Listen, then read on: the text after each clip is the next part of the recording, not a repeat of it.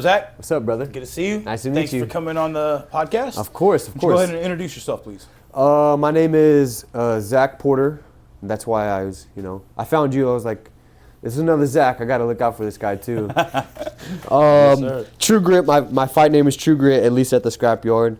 And yeah, man, it's nice to be a part of the podcast. Yeah. Well, not just at the scrapyard. You got a fight coming up on Brian Johnson's I title do. fight against Michael Daftian. Daftian. Yep. I was going to say, I don't want to butcher his name, I know. so I was going to I had to watch the podcast to make sure I got the name right. Yeah, super good dude. I like that guy a lot. He seems like a chill person. Yeah. I know it's a fight game, so you can't be like, oh, he's super, but you got to have a little bit of like, I have to be willing to kick this guy's ass. I can't know. be too nice. Trust me, I've done it plenty. I know how it goes. I know. I see what you got going on up here. I'm like, yeah. I've been part of posters, but I don't have any posters, man. I need a couple posters in my life. So hopefully for this Brian Johnson card. Keep grinding. Yeah. Not only, you can always have the picture blown up and made into a poster. it's not the end of the world, right? Like you're actually on it. But, yeah.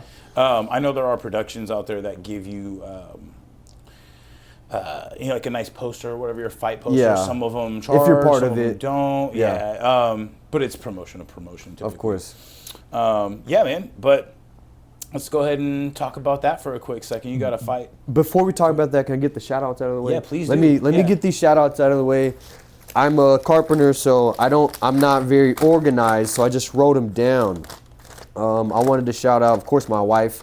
She's excellent, man. She's everything for me. Just the perfect person. God was just like, here is the perfect lady for you. Take advantage of it. Shout out my gym, T-Town MMA, of course. Brian Johnson for the opportunity to fight for the 145-pound belt on his show. My teammates, Willie, or the African, at the scrapyard. Shallow Borden, killer, 2-time amateur belt holder. Also for Brian Johnson's, I think. Northwest Fight Challenge? Yes. Yeah. Yep. My hometown heroes, TJ Brown. Okay. TJ Brown and Chase Mann. Chase Mann just made his one debut yesterday. Was it yesterday? It was. Wait, no, it was Friday. I was going to say, it's Friday. It was right? Friday. Yeah. Oh my God, dude. I grew up with this guy, man. Okay. And it's cool to see the people that you've grown up with grind to succeed. Yeah. Because like success isn't just given in most cases. Well, most people don't make it there, even though they try hard as fuck. So it's good to see when people make it to the big time. You see your buddies that you got drunk with, or you've slept outside with because you were doing something you shouldn't have been. Make it. It's amazing. This guy used to fucking punch me in the shoulder in 4th grade. Yeah, type shit. That guy. Yeah. Of course, you, Zach Zabel. Thank you, and sir. Sway City Appreciate podcast for allowing me to be on today, man. It's such a pleasure to finally meet you. Yes, sir. But I wanted to meet you even if you didn't have the podcast. I appreciate that, man. Because I just want to network. Yeah. I really want to network. I build homes for a living. I do all the stuff that involves homes. That's what I do. So I'm like, networking is really important for me. Yeah. So it's not like I'm out for clout. I don't care about any of that shit. I just want to be a good person and look out for the people around me. And Zach's, man, we got to stay together. Yeah. Of course, Naughty Nate Smith at Columbia River Jiu-Jitsu. That guy's always been solid since I met him. I met him at the scrapyard, but he's been, a solid person I could go to if I got questions or concerns. Definitely should get that guy on at some point. Yeah, we've already talked about it. Yeah. Yeah, so I'm excited for this shout crossover. Shout out to Naughty Nate Smith. Yeah. We'll make it happen. I hope he can come here. We're in talks of it. We talked about like maybe getting some cross training in. That would be nice. When he has an opportunity to come up here. Yeah. But we'll make something happen. Yeah. Of course. Everything's just a matter of time. Yeah, everything is, and we just don't have enough of it, man. Yeah, there's not enough hours in the day. We don't have enough of it. We were talking about that earlier. Anyone dealing with mental or spiritual health, like now, today, these times are crazy on the mental health and spiritual health, and it's important that we come together and speak to those around us because we're all really in this together. Mm-hmm. None of us know what the fuck is going on. None of us really know what's going on. We're just going day to day trying to be good people. Just doing our best. Of course, Austin Springer at Northwest Championship. That's right. It's Northwest Championships, right? I believe so. It's the old school NWO style logo. Yeah. Uh-huh. Yep. I believe that's what it goes by. Nick Merritt, Team Synergy. I haven't met him personally yet. Kind of similar situation like this, but that guy, me and that guy send hilarious videos back and forth. Seems like a really cool dude. Yep. And hopefully I can get that fight later on in the year with Crazy Legs. Yeah. That's his coach. Yep. And when that whole beef thing kind of happened, it spiraled out of control online also. And his coach hit me up after my fight with Man at the yard, and he said, "Hey, you want that fight? I'll give it to you." I said, "Well, I want that fight, but I'm chasing belts. Unless it's for a belt, I don't want it." And he's like, "Well, he's not really there for the belt yet." And I'm like, "Okay, well, after I get my stuff situated, then I'll take this fight and see what happens." But or his name's Aaron, not just Crazy Aaron. Legs, Aaron, of course. Aaron grinded up, man. People know him more as Crazy Legs. I mean, people are walking up to me at the shows calling me Sway or Sway City, so I get it. It's like, motherfucker, my name is Zach. And no, I'm fine with it, because like, you have to understand that when you build a brand or whatever, you're a face behind something, like, you have to be more comfortable with that. Absolutely. Kind of stuff. Yeah. At first, it was like a little bit like, that's weird. So like, I had to kind of give it a thought process. Yeah. But feel great about it now. Like, I'm happy to be providing value to the community. Absolutely, and that's the biggest thing. But yeah, I'll continue. I only have 2 more. My potential future opponent, hopefully Michael Daptian. Yeah. I know he's fighting for Eric's show for 145. Yep. Against on the a guy 28th of next month. Against a guy he already fought. Yep. And won against. So betting odds should say he's probably gonna take the dub again. Right. But I'm not gonna sit here and say the fight game isn't crazy, because I mean, it's moment to moment. Yeah, that's all it is. I mean, it could be boom and he's down. So hopefully that fight with me and him really does happen. I mean, I found this out the end of last year that was a potential matchup. You know, I'm driving down from doing jobs up in Bellevue in Seattle, and I get the call from Brian Johnson for 145, and that's how I got my 155-pound belt. Okay. I was technically on a 5-year hiatus, you know, with health and developing my relationship with my wife, which is really important to me, because at the end of the day, me and her are in the bed. It's not me and anybody else here in the world. Yeah. It's me and her. So I wanted to take time to develop my relationship with my wife, and I got a call, 3 days notice, 155-pound title fight, said, "When? Saturday? What weight? Sign me up. I'll take it." I called my wife. I said, "Hey, I got a fight opportunity. I've been off for a long time. I'm feeling really good. I'm training with killers." And, I don't train with people my size.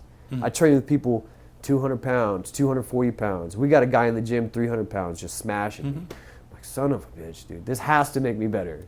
Definitely. It has to make me better. You train with people that are better than you, like, you get better. It's just natural. Absolutely. So, of course, Michael, hopefully we get that fight, and obviously my rival. He's very dedicated. I had him on the podcast as well, saw him fight. I know his mentality. He, barring ends, knock on wood. Please. Win, lose, draw, I'm pretty sure he's bringing, he wants to bring the smoke. So he's in the same kind of, I love the competition, because you guys both want belts. You both want to compete. You're both hungry in the amateur scene up here in Washington State. And that, once you conquer the amateur scene, you have the ability to go pro. Yeah. And when you do that, especially being in like MMA, you have a bigger scene up here, and you have the ability to branch out. And I keep saying this a ton, man. Like, Washington State is just, not that it's not already there, but it's blowing up right now. Honestly. Like today, right now, it is 12:12 on the clock on Sunday, the 25th.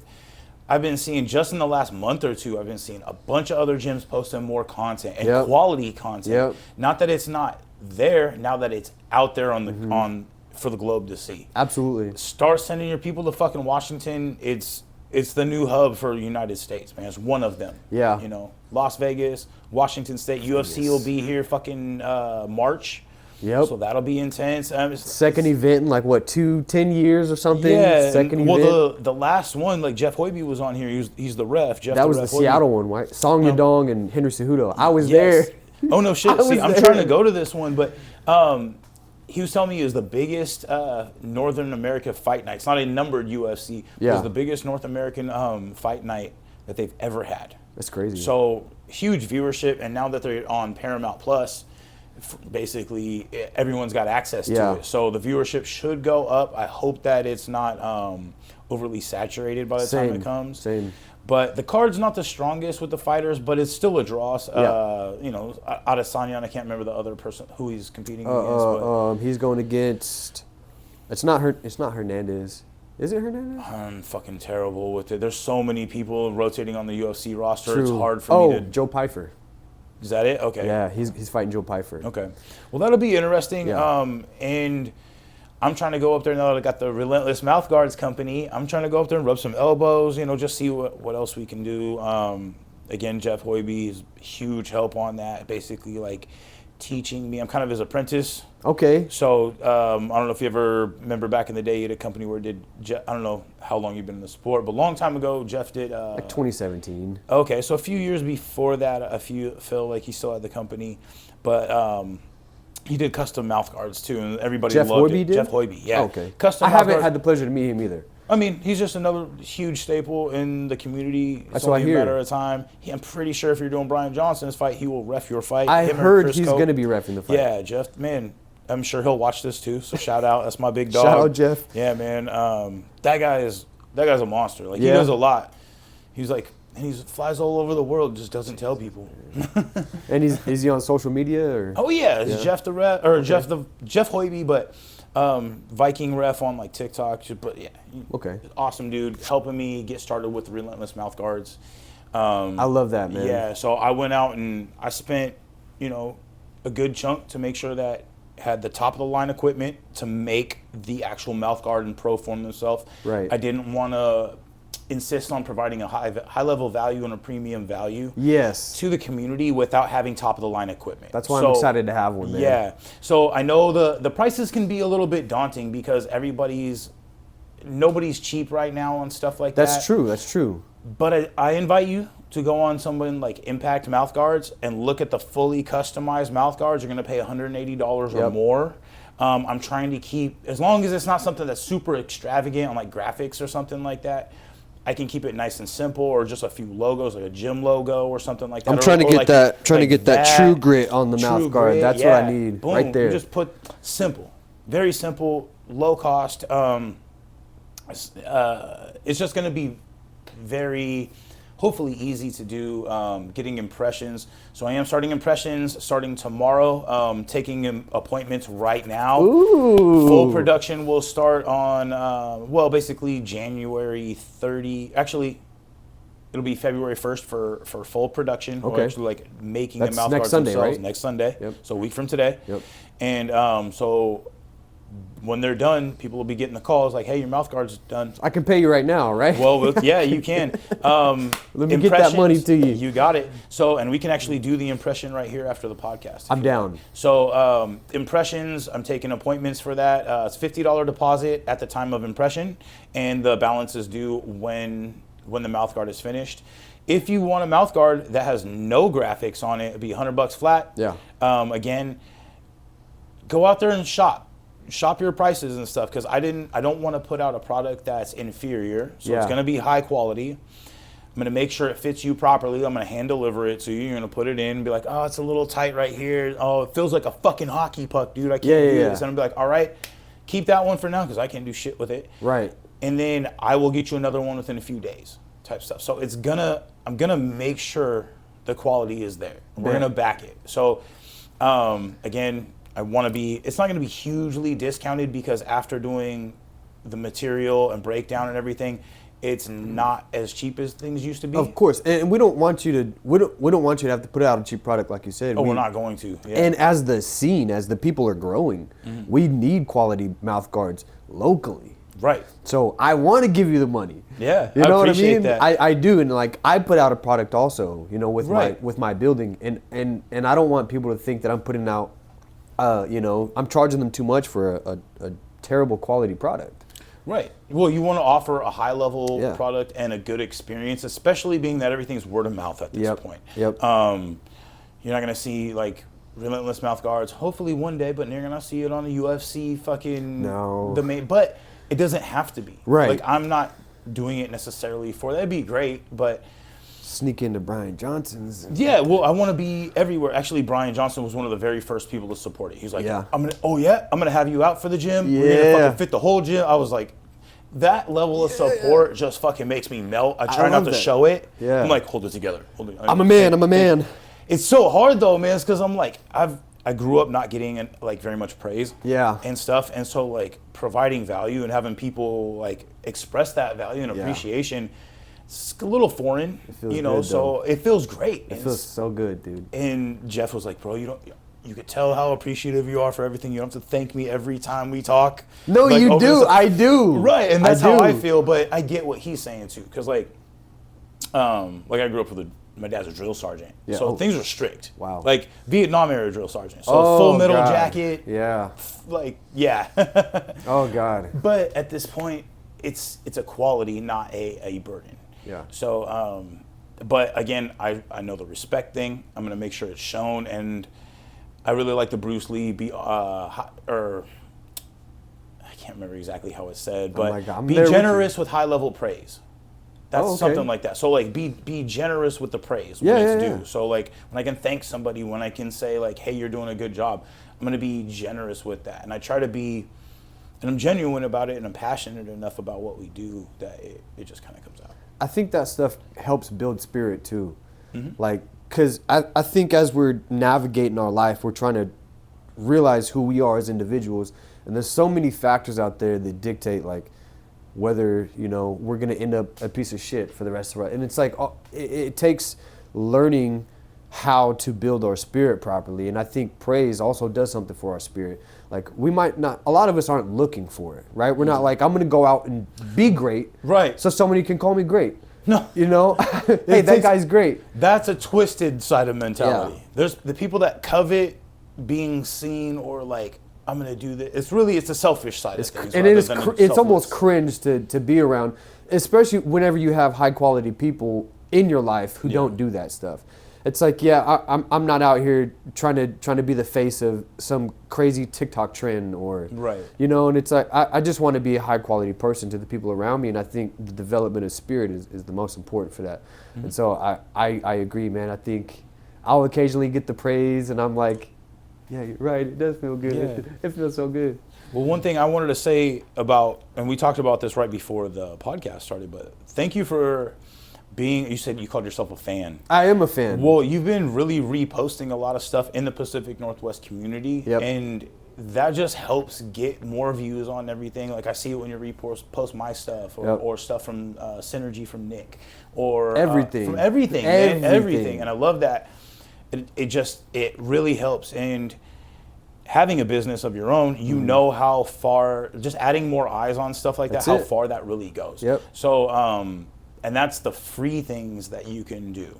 Well, it doesn't financially cost. It's not free because there are people that have I want to be a private person. I don't necessarily want to be seen supporting anything or everything. I don't get that. Honestly. I don't get that but again, we have businesses. We don't have a private life. Or, I mean, you do, but it's not, when you're trying to build a brand, you're not trying to hide away. You're not trying to hide away. You're trying to be as big as you can. Yeah, and you want the people that are your friends or care about you, you want them to support you, and it's not just financially. Yeah. It's like one of the best things we can give to somebody is our time. Right. Because there's no price on my time. And that's why I'll never work a real 9 to 5. You know, like I work for a company, but it's never going to be a 9 to 5. I want to develop correctly and skills for that matter. And I think, like you said, it's just important to support those that you care about. Right. And it's like, though I met you today, man, I love you, brother. Yeah, man. And I mean that from my heart. Yeah, I really mean that, like. And that's those like little bonds and stuff. It's like it doesn't take much when the support is genuine. Yes. Right. And but back to the people, like let's say I know somebody is like they support me in a huge way.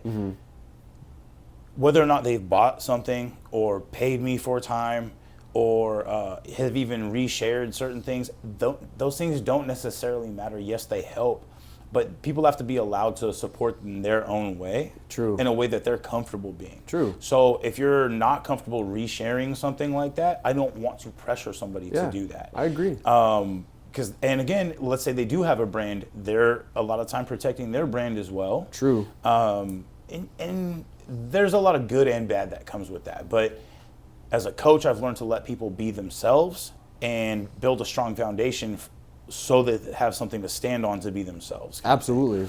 And building businesses on the other side of things, like that's just something that kind of carried over. It's like support each other, but let the business be itself. Let people support the business on themselves. I see other people doing businesses and stuff. I've learned how to support because of that, having gone through that. Before I had a business, I didn't know how to support one. Yeah. Like by resharing. Yeah, and no, doing absolutely. all that kind of stuff. Yeah, I get that. Yeah. So just letting people be themselves, like, hey, if you want to support, like, I appreciate it. I'm over the top about it. And it could be like putting a sticker on something. It could be just a quick shout out. It could be anything, man. Like everything. Like shout out to Ken Dunbar because he gave me a shout out on the podcast he recently did. Shout out to Ken. Yeah, and actually saw a couple of other guys out at the scrapyard when they're out there yesterday. Nice, I saw that. Yeah, and their guy Redneck won via low kicks. I like that. That's one of my favorite. Ooh. That's what I was just gonna say. I can't talk too much about it. Well, I lost via low kicks, and I won a fight via low kicks.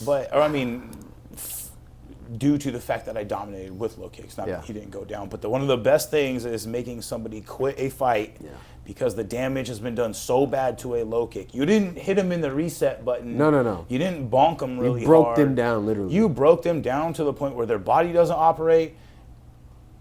And you do see, like, sometimes it breaks their willpower, but you still see the dudes that are, like, their legs giving out. They're not going to quit. And it's just... And not just that, man, but it sets up the hands. Oh, yeah. Hands and kicks. Yeah. Hands into kicks, and then the mobility is gone. The mobility, you can't get out the way. Yep. Your posture's broken. Your mind is focusing on the pain that you're feeling, so you're not operating correctly. That's the way that you just said that is exactly how I frame it. I talk about, like, your brain being an operating system for your computer. It is. Imagine you get a virus. Me beating you or breaking that mentality is now you got a virus implanted. You're infected. You're infected, yeah. And so your operating system's not going to work the way it's supposed to. And pain is the biggest disruptor, dude. Yeah, pain or like just taking somebody completely out of their game. Yeah, I'm so sorry. I'm getting a call. Oh, you're good. Bro, this ain't the Joe Rogan podcast. You're good. It's not official like that. It's my little brother. I'm like, Yeah, well, he'll understand. Yeah, he will. Yeah, we're doing a podcast. Yeah. So let's get back to the fight game a little bit. Yes, sir. So, again, I know you're fighting Michael. That's going to be a good fight. That's in April. Yeah, it is in April. April 4th, title fight. There are 5 fights that night. Northwest Fight Challenge. Wait, 5 title fights. 5 title fights. Okay. I'm going to say 5 fights? Yeah. I'm sorry. 5 My brain was about 3 crazy. sentences ahead. You're good. Excuse me. That's a lot. Ryan usually has right around 14 to 17 fights, I would say, right in the mid-teens. Yeah. So, and he throws a good card. Oh, great card. I mean, it's one of the biggest, if not the biggest, for sure the biggest amateur card in the Pacific Northwest. I had my first MMA fight at his gym. At his gym? Or it was in Olympia. Training Center, Olympia Training Center. Olympic Training Center. Oh, the one that it's not the one that he does the... It wasn't in Centralia, I don't think. One. Okay. No, this one was in Olympia. This was 2017, 2018. I was not very active in the scene at that point. I was doing heavy management stuff for Winco, and I was working night shifts. So I would pop into the gym when I could on like my nights off, but it'd be like Friday night. Yeah. So I'm like, ugh. So it just I wasn't active in that. I don't know where he was holding his fights exactly at that point. Well, so I know about 2-3 years where I would still train on my own. I would still pop in the gym when I had time, but I wasn't coaching. I wasn't fighting, and the demand for management at Winco was very heavy. It's it's not your normal grocery store management. It's like they send you off to college. They do all kinds of shit. You really have to go to Boise a couple times a year. Wow. They're like the ones that teach you in-house. Like Costco does the same thing. Yeah. Like they'll in-house train you for management if they can. My step aunt, my wife's aunt, she manages a Costco in Puyallup. So you understand? Yeah, and she's constantly talking about it, and I'm like, oh, okay. Well, I build homes. So I don't know. But again, industry.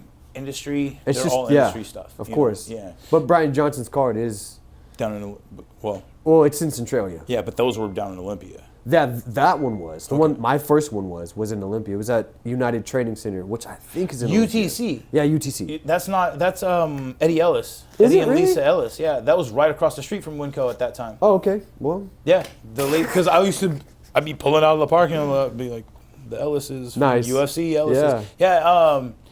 Yeah, they're in Lace. I don't know what the crossover or whatever happened there, but it's cool, man, because I know Eddie and Lisa Ellis moved their gym from that location to a different location, so they're not there anymore, across from that Lacey Winco. But when I was working there, they were. Yeah. And they might still be there. No, last I heard they had moved, but they again, moved?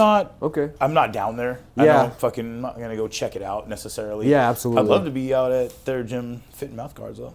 I'd love to be out at every single fucking gym. We'll get a hold of them for those mouth guards. Yeah, everybody, I'd love to fit everybody up, the whole community. Well, it's me and Jeff. So if you guys remember Jeff fitting mouth guards, we're working together on this. At least for now, like I'm kind of his apprentice. Like I said. What's your surplus looking like, man? What do you mean? I mean, how many mouth guards can you fit? We'll fit everybody out there. I mean, keep letting me know. I don't want it. I wanted to get I want to fit the Pacific Northwest as best we can and grow from there. I mean, I'd love to beat Impact mouth guards out. You know what I mean? I'd love to be I don't want to be like UFC exclusive, but I know that's how they operate. But something big. Like if I can get everybody outfitted out here, we're good. And then like something big like that, awesome. But at the same time, like I'm doing this for us. Like, this is our community. Yeah. Like I wouldn't name my podcast and everything Sway City if it wasn't about staying local. You know, like not that expanding isn't good, but I'm calling myself like your friendly local neighborhood podcast lately. Well, yeah, like the Spider-Man shit. Like the Spider-Man, yeah. But it's just because I heard that somewhere else. And I was like, that's clever, you know? But do this for us. You know? Absolutely. So, yeah. You know, and I think it's important that we have people like you, like Naughty Nate, you know, doing these podcasts for the fighters, for the community, so we can also reach, you know, other parts of the fight community that aren't necessarily local. Right. But it also touches base with everybody who is like local, who's going through the same scenes. Yeah. You know, we're all going through the same fight scenes, talking to the same coaches, training with the same fighters, you know, all over the place. And I believe that we should train all over. Mm-hmm. Like cross-train. Cross-train. 'Cause you're at T-Town. T-Town, yeah. They've been over at Sri Sukan Vital to train before. Yep. I don't know if you were there at the time. I wasn't. Good buddy of mine doesn't train with us anymore, but has nose broke by our other guy, Anthony. Oh, wow. That night that everyone came over and I got to crash out in front of everybody. Like Nicole Gann was there. And stuff. Shout out Nicole. I haven't seen her in a long time, but I know she's fighting well. She's fighting. Last time I watched her fight was when I was doing the ring announcer at Nick's gym. Okay. At Karma Supply. Karma Supply fight show. I'm excited to be on that one at some point too. That one's they're doing another one the 28th of next month. There's like five or six fight shows that night. There's a lot. I had my my 55-pound defense canceled essentially because, you know, that's on the 28th of February, and I said, hey, well, Brian shows in April. Yeah. I know like Michael's fighting, you know, the 28th, but that's kind of established between him and Brian, but me and Brian, he's just like, look, dude, 6 weeks out, and that's a little close. I'm like, it is. It is. And like, I know back in the day, people used to say, oh, I'll fight once every week. It's like people are just too good nowadays for MMA to be fighting once every week. I mean, we're not all trying to be Wing C, the 24 fights, you know, doing some crazy stuff. Well, that's not as no disrespect. Of course, no disrespect. At that point, disrespect. it wasn't as like high. I know he's gotten into MMA shows and like the amateur scene and stuff, so he's doing better. I want him to move into the professional scene. He will. I'm sure. Like I was talking to Steve about that yesterday. He's like, "We need to fucking get Wing C on some shit." No. No, he's talking about like over at Koga. Oh, okay, or something like that. Yeah. But my thing was, I lost my train of thought. I'm so sorry. No, you're good. We're just bouncing all over. Oh no, you can't fight that frequently anymore. Like it's like everyone talks about like the ties they fight, and they barely spar. Yeah. Like that's and they take their fights are not as intense. They're not trying to damage each other, so they cannot do shit anymore. You know what I mean? Like in MMA, you're trying to break your opponent. Yeah. You're not just trying to like win handily or like win by decision. You're trying to beat your opponent. You're trying to prove it. And the intensity for training of that and how many variables come into training MMA. Like you tweak your shoulder, you tweak your elbow, you tweak anything. Takedowns, ground fighting, fucking MMA ground and pound, jiu-jitsu, wrestling, takedown defense, stand up, boxing, Muay Thai, kickboxing. Like how many elements do you have to throw in it? How many adjustments do you have to make? How many people you have to cross train with? Like so many elements come into this, and to be like, oh, I'm just gonna fight anyone, anywhere, anytime. As much as I can. I know, but like, what my point is, like, if you're doing that frequency, like every 2 weeks. Now, my buddy JoJo. Yeah. Some people are built different, dude. Yeah, but he was also not taking much. He was beating people like easily to the point he didn't really take much damage. It made sense to take the opportunities while they're available, and you're in good shape. So people can do it under the right circumstances. Right. But don't think you're that guy that's the fucking Terminator and is just going to walk through people. You're going to end up disappointing more fight promotions and more other fighters that are actually ready by trying to be that way. But to your point, every 6 or 8 weeks, I always had a match. Yeah. Or maybe every 3 months. Yeah. Yeah. And that's about where I'm at. I mean, if you got a healthy work-life balance, which what the fuck is that? But we're all trying. We're trying. We're trying. And I'm like, because, I got so many commitments right now. I'm like, right now is the time for me to be fighting. Yeah. God works, miracles in our life often. If we pay attention to the flow of our reality, it's like you can kind of tap into what's happening for you. Yeah. And just all, the last 2 years, 3 years, just one thing after another. And it's like, now more than ever, I'm paying attention to my life. Yeah. I'm not just going day to day.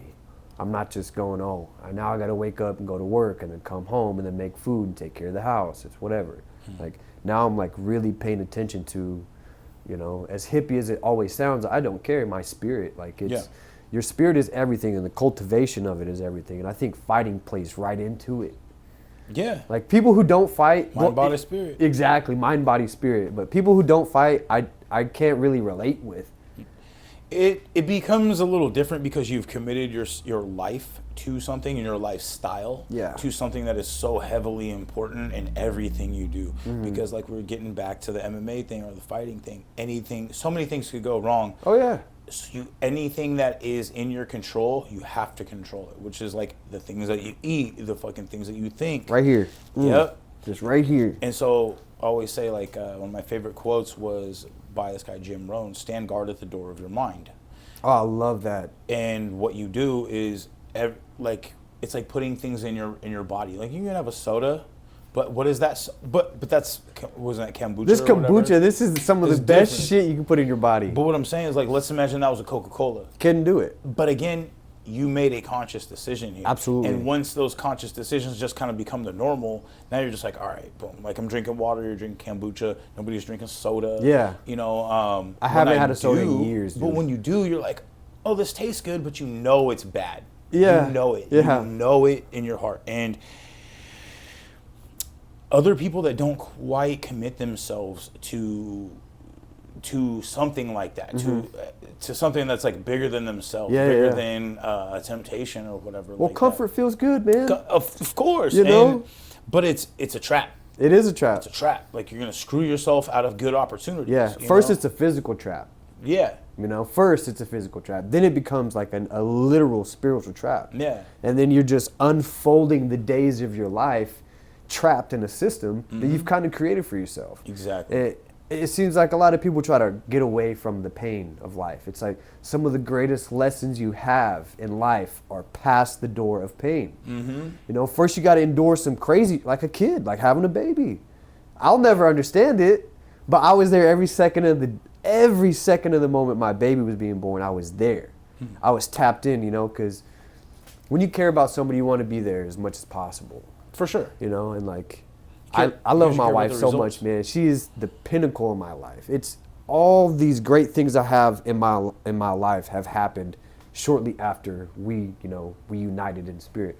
Just a beautiful, and she's like really into Disney and all this princess. I was talking so much shit about the Disney princess dude. thing yesterday with my boy Chris Bilal. Yeah. Shout out to Bilal Media. Yeah, and I'm like, well, I've been fighting my whole life. I build homes, I do concrete, I do all this, and I'm like, no, not here, not in my house. But lo and behold, it's just allowed us to be stronger together. But well, there's nothing really wrong with it as long as you understand that that's not real. Like it's not real.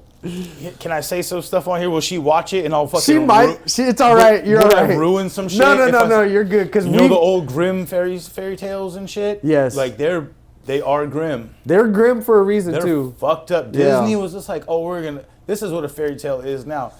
It ain't like that. That's Disney. why I like Disney versus Shrek. Yeah. So like Prince Charming is a creep. Yeah. It's like, you know how. That's funny you know about the Disney versus Shrek thing. Not a lot of people are that deep into it. Oh, bro. Hear me out. So you know about the original Sleeping Beauty. Do you know about that? Will this ruin your wife's thing if she watches it? I don't know. Let me hear Tell her if she hears about the Sleeping Beauty part, just be like, just plug your ears. All right. And anybody else that don't want me to ruin it, fucking, so you know how like Prince Charming like kisses Sleeping Beauty, she wakes up in the Disney movie? Mm-hmm. Guess how she actually wakes up? Let me hear it. Childbirth from being raped by that motherfucker. Really? Bruh. No way. Look it up. I didn't believe it either. I'm going to look it up. There's a bunch of shit like that, like Hansel and Gretel actually like Hansel and Gretel was or whatever. It was disgusting. Like the lady actually, I might be fucking up a couple parts of this because I'm not gonna go like spend What about Snow White? I don't know too much about that one, but I'm sure that one's dark too. A beautiful blonde-haired lady in the woods with a blue dress is living with 7 short men. I'm saying, bro, like, yeah, and they're diamond miners. Yeah, and for one, I think Disney is. I don't know how they. It was for kids. It was for kids in the 30s. Yeah, but now it's like, we found out the whole 40s. thing about, he was a Nazi, sympathizer and.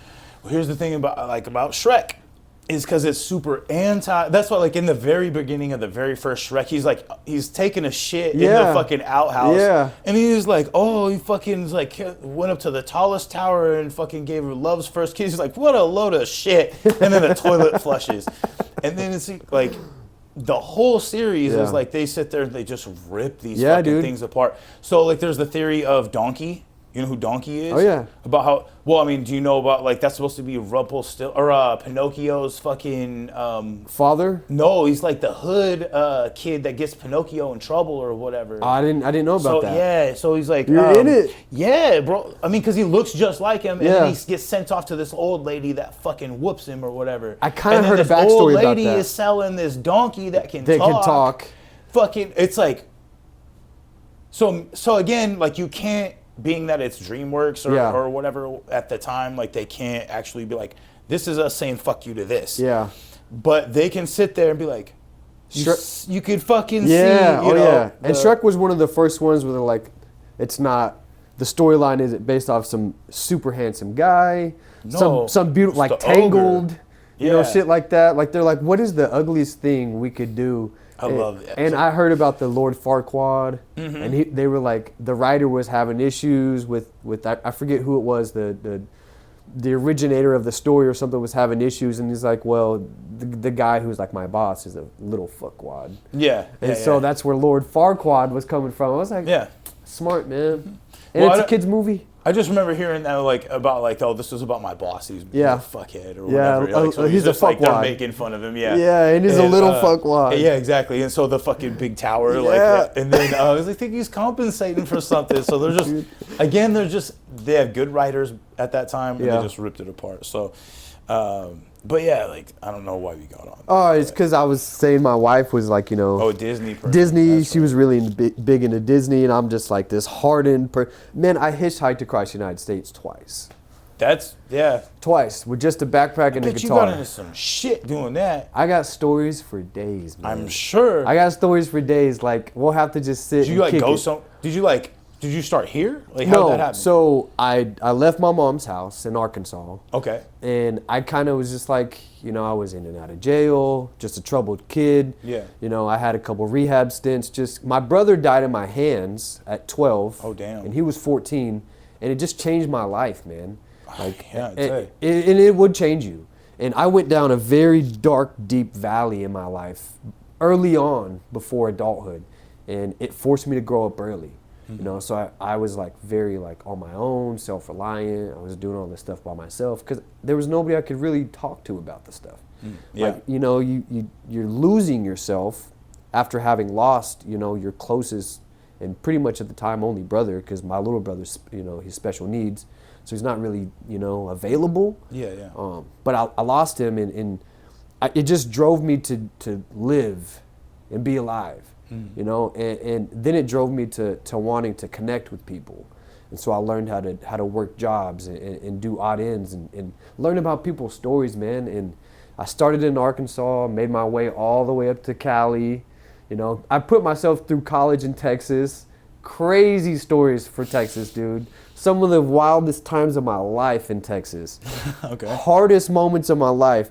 I got my laptop at my college, and my professor wouldn't shut up, and I was taking like 3 buses and a train to get to school because it's so far. First night, we get our laptops. This guy's talking. I say, "Hey, I gotta go. Bus is gonna leave me. I'm 3.5 hours away from where I live."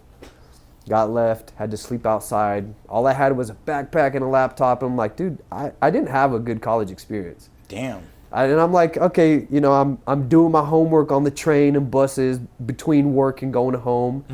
And made my way to Cali, man. Got in a relationship, and then found a job in Alaska. Went out to Alaska. Never been on a boat in my life.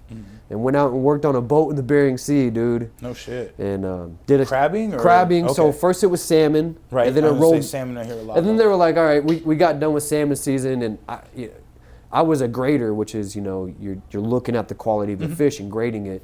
And we did, I think it was like 8 million pounds of fish that season in like 3 months. Fuck. And a third of it I touched with my own hands. Damn. A third of it. And yeah, dude, I came back through Washington, fell in love with Washington. But that was after the crabbing. Crabbing taught me everything I needed to know about who I was, dude. Okay, yeah. 26 hours of work, hard. You're just doing like this the whole time. Oh yeah, it'll tell you what you're made of. It sucked, dude. It was the hardest thing I've ever done in my life, and I'd do it again in the right circumstance. Yeah. You know, I wouldn't mind it, but made my way back down to Arkansas. You know, threw some money at my mama and came back out here because I fell in love with Washington. Okay. And for some reason, I just knew I was going to find my wife here. It was a really odd feeling, but I was like, I'm going to find my wife here. Probably because you fell in love with the state. You're like, this is where like, I love this place. Like, this is who I am, and it will happen here, you know. That's a good belief, though. Yeah. Besides Alaska, Washington is one of the most beautiful places I've ever been to. I hear Alaska is peak, dude. Okay. Peak. I saw an active volcano. Oh, damn. I went and hiked a red glacier, and we partied in an ice cave. Oof. Sound like being that cold. Well, it honestly wasn't that bad, man. I know it was they like tried heat, but yeah. It was like 65, 55 degrees. Yeah, that's I was not fucking bad, freezing dude. my balls off at fucking scrapyard yesterday. It Yeah. was like 32. Yeah. Freezing fucking cold. Anyway. I fought there barefoot. That's what everybody did yesterday. Very It was safe. like- before we had the turf. Fire Chicken was giving me shit because the red-shirted guy. Pappas. Pappas. Yeah. Whatever. Yeah, shout out Pappas. They call him like the Applebee's manager. Yeah, or something Applebee's like manager. That guy's so he a shows character, up dude. late. He was, and he's like, I need an opponent. I need somebody to fight. And so Steve's like, Fire Chicken, or whatever. He's like, did Pappas bring a fucking home gym? Because he's got like a tarp laid out with like a bunch of, he's like all sweaty in the red shirt. He's doing like these somersaults and shit. And then Steve comes up, he's like, can't really fight him. He was like, you want to do some Muay Thai with Pappas? I'm like, no, run it, Zach. It's run it. Just go out there and have fun, man. Well, it's not what I was there for. You know he's got a solid jab. So here's the thing about me is like I'm not going to be able to go in there. I don't want to go in there and goof around. I don't want to go in there and goof around. I don't want to go in there and do too much. Because you take it seriously. Yeah, you're gonna give me in competition mode. Yeah. And I'm not. I mean, I'm just so far past that. I don't want to be like. It's not a good situation. I know that feeling. There's no big upside for me. Yeah. Aside from like maybe getting some views, a little bit of publicity, but at the same time, shout out Sway City Muay Thai podcast. I mean, it's just because I like Steve. Steve's a good dude. Yeah. He's fire chicken. So Me and like him- I me really and him go support way him. back. Yeah, I really support him and what he's doing. Even though it's not like there's a lot of people in the community that can't stand that style of fighting. Yeah, that like the Well, like the scrapyard and like it's unprofessional. right, and I get all that, and I was very critical at the beginning, but like having everybody was. and like but having met Steve, hearing how he runs it, seeing firsthand how he runs it a couple of times now, and that he's actually like a cool dude. Yeah, he's not and he's and good. how much people really like and respect him. Yeah. And how many people he's actually helped get into like other gyms. Absolutely. I was watching one dude who's got like 2 pro boxing fights. I can't remember his name, but Is he's it like, Malik? I don't remember Malik his name. Ogun? QP? Did QP go pro? I don't think he went. I don't remember. Anyway, because Viking. Is it Viking? I can't, bro. I'm terrible with I these know. fucking I'm names. just naming There's off so people. many You're like, names. But I was just watching like a clip because I remember seeing and I was like, oh, that's the dude. That's the pro boxer. And fucking, because he was talking about him like last weekend. Or when we did the Scrapyard podcast. The lanky white dude with the long beard? No. Okay. Anyway, the good like there's people that have come out and they're actually like high level fighters that have fought out of there. Yeah. And he's got a couple of pro boxers and like pro MMA dudes like Luther. Terrifier. Woo. Yeah. I was Unfortunately, looking his forward to that shit. opponent dropped out. I was Apparently looking his forward to it, opponent man. broke his jaw. Broke I haven't his heard jaw. back from Luther Yeah. yet, but it sucks. Yeah. Because we were talking about it yesterday. Like Luther's like, I don't pull out a fight. So we're like, Nope. what happened then? Yep. You know, and so somebody was like a week out fighting, breaks his jaw. I'm like, yeah. But again, that's Dagestan. Yeah, dude. So much for Dagestan versus Washington. Yep. No, I think it's another fight's still happening, but it's the same. You know, be ready for the fight. So Be ready. Kind of dials things back to your title fight that's coming up. Like the time between Michael's fight and theirs a little bit tight, but as long as as long as nothing happens, like he'll stay right on the gas pedal. Even if there are a bunch something of tough happens. dudes up Yeah, there at yeah. Mutual Combat, they're not gonna like if I know. you're able to fight, they're gonna fight. Yeah. And you're over at T-Town, you know what I mean? So you got some tough dudes over there working Dude, hard. Oh my God. Yeah, I actually haven't seen them in a while. I see them at the Smokers, These guys are. but I got three or four high quality, really heavy, like solid, scary opponents. I have no fear for anything, man. When you've done what I've done, you're just like fear. Everything that's great lies past fear. Everything. Yeah. I mean, man, skydiving. Who imagined? Imagine the first person. yeah, that's wild. Imagine the first person to base jump. It's like that is somebody who believes in. Or they have a brain tumor. Or something. I don't know. You ever know about that? Like the people don't get autopsies, and there's like the people that live super wild. They go get like an autopsy, and They they're got like, a oh, this tumor dude's got a pushing fucking against their- tumor. Yeah. So they don't have the that dude, I gland? can't remember. Off the top of my head, I can't remember. He's the dude in Texas that climbed the bell tower, the library bell tower, and started shooting people at whatever it is, Texas University. Oh shit. Long time ago. Yeah. His name's on the tip of my tongue. Anyway, I might be butchering that for somebody that's listening that knows better facts than I do.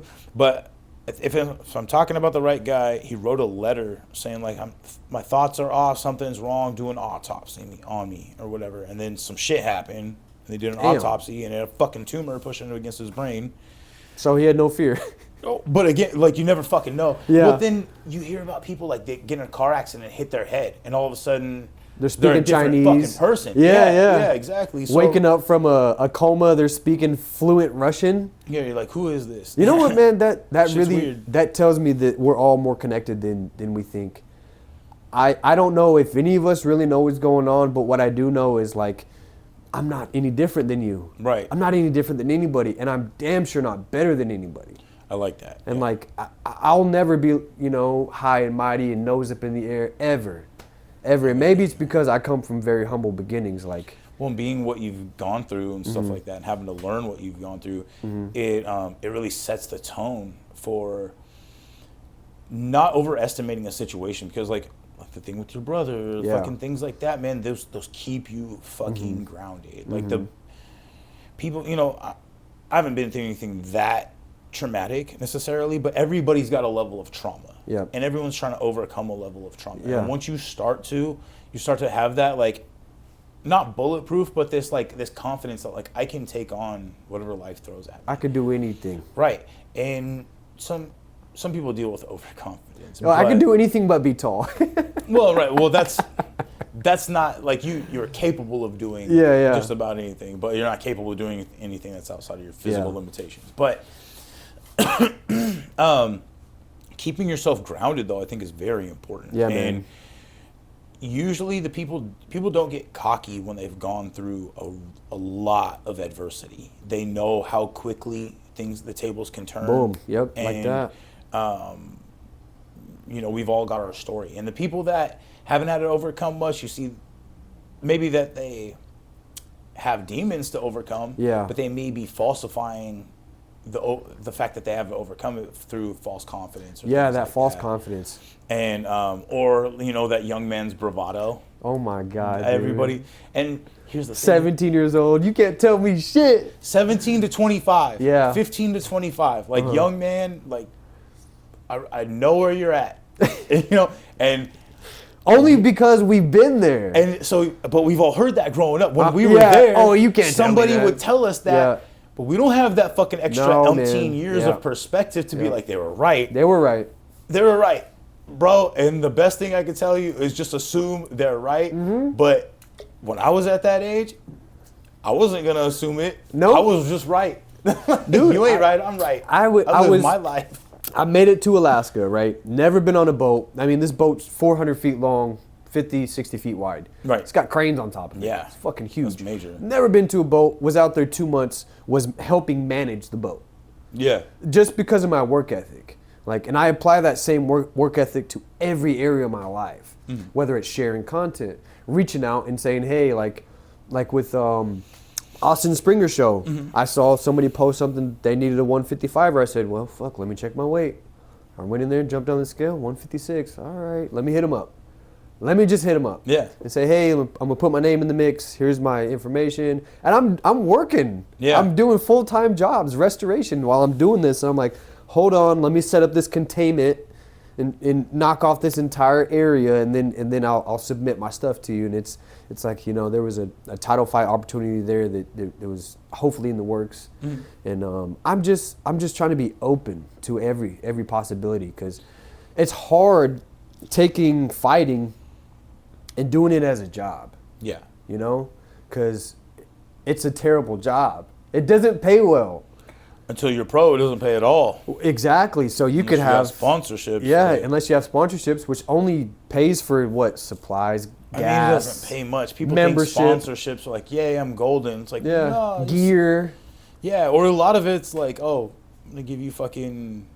They don't pay much. No, or like, $50, $100. Or like, I mean, I'm setting up the Relentless mouth guards. I'll be doing sponsorships at some point. Mm-hmm.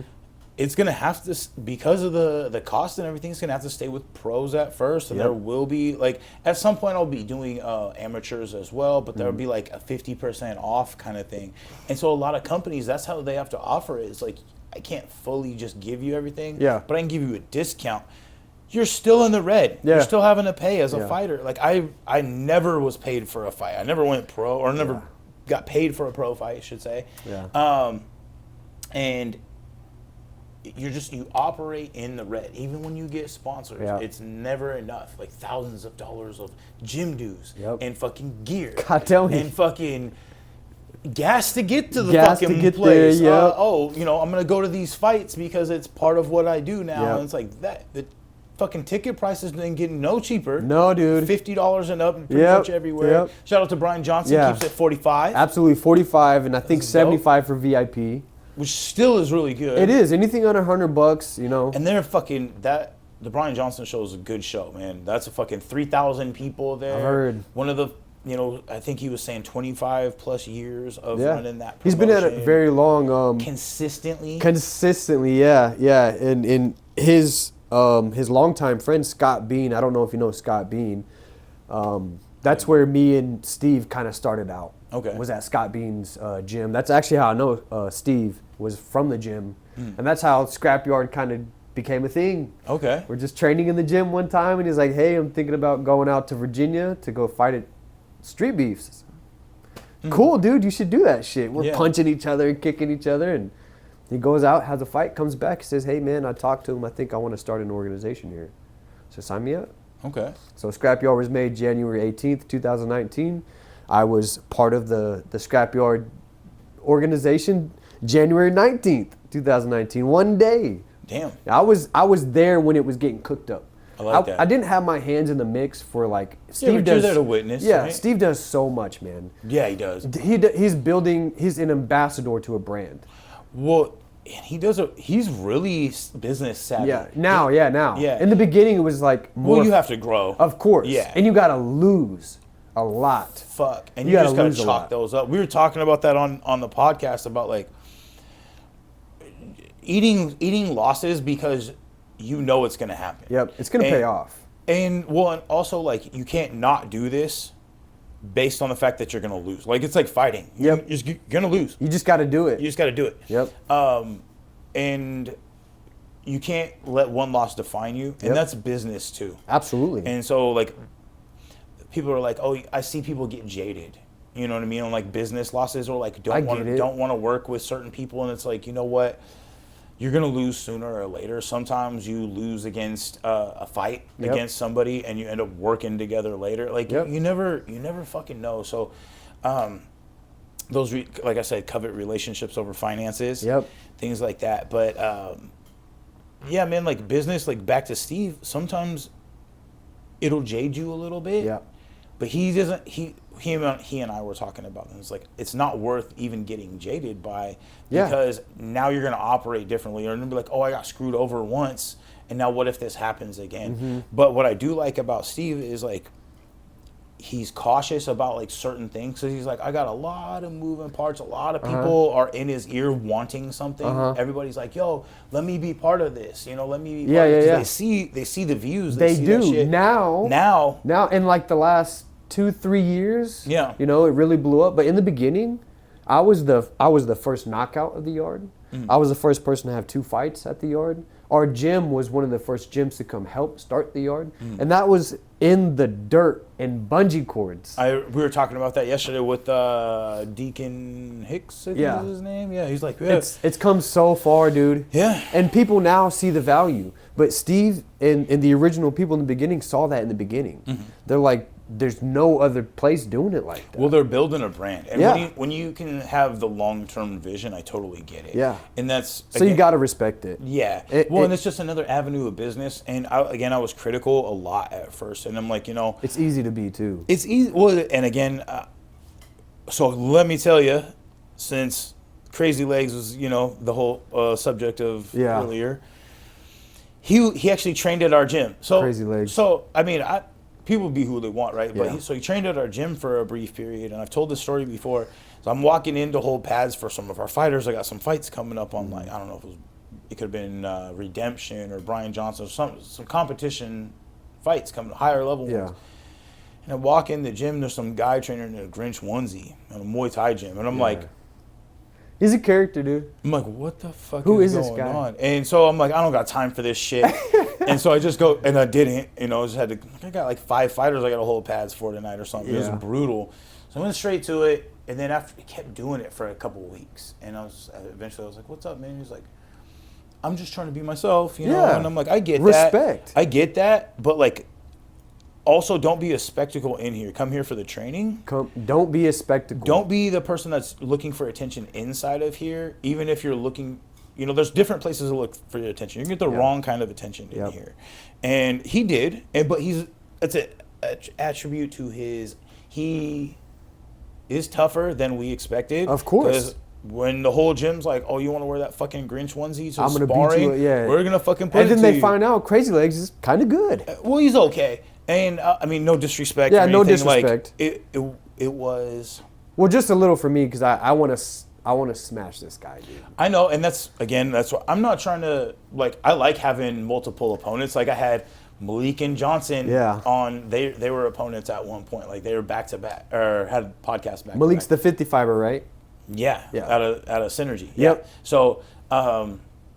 But then I had Michael on, and now you're on. And like I like having both sides because it's like everybody's got a story to tell. This, like kind of keeping account of who has done what, and in some fashion. It's not an exact account, but people are able to kind of come on and tell their story. Now, before you get into your part for Crazy Legs, let me get into this real quick.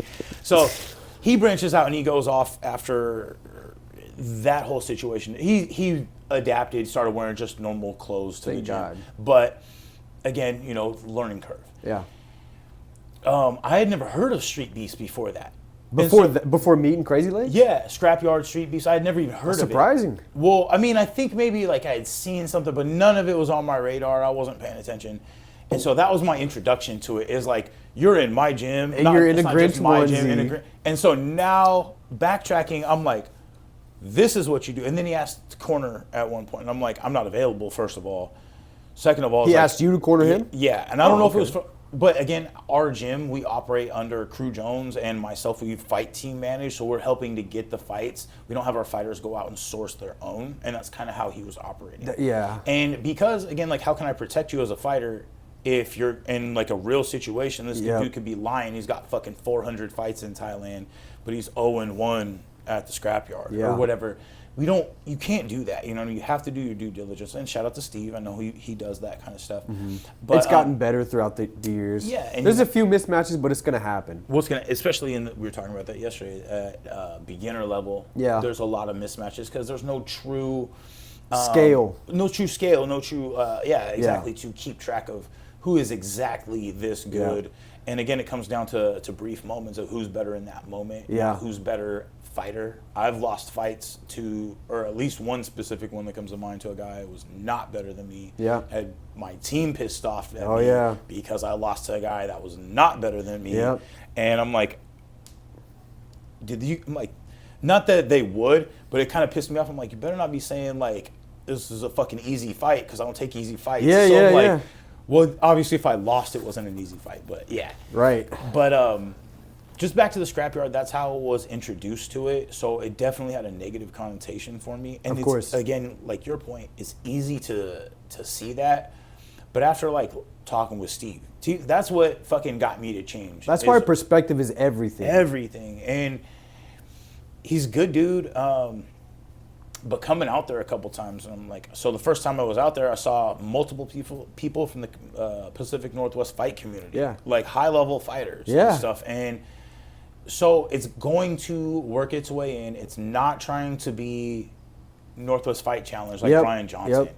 And Steve's adamant about saying, like, if I have an opportunity to feed some of our guys looking to grow to some of these gyms, he's like, that's what I'm trying to do. Yeah. Like, I want you guys to get better. It looks good for everybody. It does, yeah. And hopefully, especially for the scrapyard. Yeah. Like with Luther. Luther. But Malik Ogun. And a lot of that stuff will bring recognition back to their gym, as well as being like, that's the point. Are willing to grow as well. And if they hit that higher level, because like he's at West Coast now under Talon, Terrifier, and doing a great job.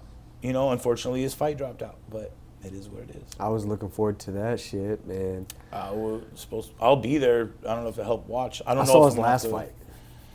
Yeah, I was there for that one too. Yeah, I saw his last fight, and I was like... We were doing the podcast live there that night. It's like, oh. Yeah, it's finished him in like real quick. Can't remember within a minute, I something believe. Something like that. Yeah. 17 seconds or something wild. Yeah, like less than... He didn't even sweat, dude. Yeah. He came out fucking in his leopard fucking shorts. I think the guy shot a takedown at some point up against the cage, and he just... Luther's a big dude, too. I know. Yeah. Dude's massive. It's funny because one of our guys, Nate, he's like, that guy teaches the fucking combatives for my unit or whatever. So, everybody's connected. Yeah. Both inside for these gyms and outside in some way. I love the military connection. Yeah. Because there's some really high-level special operators down in Olympia. I haven't been there yet, but, those spec ops dudes scared. Like, I'm not scared of... There's two people in this world I'm scared of. My mom and Mike Tyson. Oh, yeah. So it's like... Those are two solid ones. I think so. I think I'm afraid of your mom, too, dude. Bro. My best friend Jordan growing up. Jordan, fucking light-skinned black dude with blue eyes, right? Didn't really fit in with all the So, and I didn't really always fit in with the white kids. So me and him, like... Yeah. And he'd be like, bro, your mom's black. Like, the way she fucking checked me. She'd be like, so Chris Rock's show, Everybody Hates Chris. Yep. She was like, get up and wipe the fucking pee off the toilet seat. That's Hell my mom. Yeah. Yep. That's in every aspect. That's every good mom. And so, like, I remember I snuck out one time. And like I thought I was slick sneaking back in before she had to leave for work, right? Fucking door flew open. She was like whipping me with the cord to my fan, like unplug the fan. She was like, whip. And so like I was supposed to sneak back out after she left, and I didn't because I'm like all fucked up. You beat the hell up. And I'm like, so I tell my friends this. It's not even worth it. And so like my friend Jordan would be like, bro, I'm telling you. And so like that show came out. And he starts sending me like memes and stuff. That's amazing, dude. Yeah, so it is. But like my mom was scary, and then Mike Tyson. Like that guy still got it. Like, yeah. So what happened with the Jake Paul thing, man? I mean, I don't think that was like this was a bad situation for all. Like he should. It was an exhibition. It was an exhibition. I don't think he should have fought. Who the hell sanctioned him, dude? He was just having like cardiogram issues or cardiology issues. Yeah. I think the Jake Paul thing and Logan Paul, I think that's no disrespect. I know they've done well, but I think it's clever con man type shit. You damn right. There's definitely an angle behind that. He also got what was like 10 or 20 million to go do that. So I mean, I would never assume like Mike Tyson didn't do it, but like you could see like some of the punches are kind of hesitant, he's a little slower. When you're I don't a think fighter, it was true competition. Like when he went and fought Roy Jones. That looked good. That was a different Mike Tyson than you saw at that. That looked really competitive. When he wanted that. Yeah, he was. Even afterwards, they're like interviewing him side by side. And so you see him, he's like, well, we got to do this again, man. I say that like anytime I make fun of his voice, like you're looking for him. I'm like, you better not fucking pop up behind me. I'm like, oh shit. But I always make the joke like Pulp Fiction, like Mike Tyson's gonna pop up out a bowl of rice and throw a hard cross. You ain't like wrong, in fucking, dude. Like in that Hangover movie. Like, I'm not trying to be that guy. It's two people I'm afraid of. Yeah, I agree, man. Like my mom, she raised 4 boys on her own. My oldest brother got put in adoption because, you know, her father was threatening to kill the baby because she didn't like the baby daddy, something along those lines. Yeah. And that's wild. Yeah, dude. So she was like, she's a boy mom. Yeah. And you know, single mothers, at least in the early 2000s, not a lot of men were wanting to be with single mothers. It seemed like they were like, okay, go over here. Okay. I'll talk to you a little bit. At least in Arkansas it was. Okay. It was real jungle fever between the 90s and 2005. That's how I ended up. Guilty. Sorry. That's how I ended up. But, you know, I'm like, I get it. In the 80s, something like that. Yeah. Michael Jackson type shit. Yeah, I get it, man. I'm a production of Jungle Fever, so that's what you got. But my mom, she had to get creative to whoop our ass, man. I remember one time I'm outside. She's right next door. I dug a big-ass hole in the yard, dude. Big hole. It's probably like, you know, this big. I was maybe in kindergarten. Oh, okay. And I hooked a hose up to the inside. My brother's in there watching TV. I'm just out here being reckless, man. I filled it up with water, and I see her. I'm out there in the little mud hole just hanging out like, this is the life. You made yourself a little mini pool. A little mini pool, and it's still filling up. And I look over, and my mom's looking at me through the window of the neighbors. You fucking lie. Like, oh, shit. Like, you fucked up. And you're like, I get out of the pool. I go to turn the water off. She's already in the doorway. Damn. With the paddle. Fuck. Got my wet ass whooped. And we broke the paddles. We hid the paddles, the belts, all of it. And my grandpa was like, all right, I'm just going to keep making them. Because her mother's husband was ex-military Vietnam. And he's like, you think y'all little kids are going to beat me? Oh, yeah. No. Like, we play the long game. Yeah, we play the long game. I've been to war, boy. You know? Like, this ain't a loss. Like, so, you think I can't whoop? Like, I'll whoop your ass with my hand and then go find it and whoop your ass again with that shit. Yep. Like, so it's funny you say that because I used to get babysat by a Christian family, right? When I was like 5. And so apparently my parents never knew this, but they had a paddle too.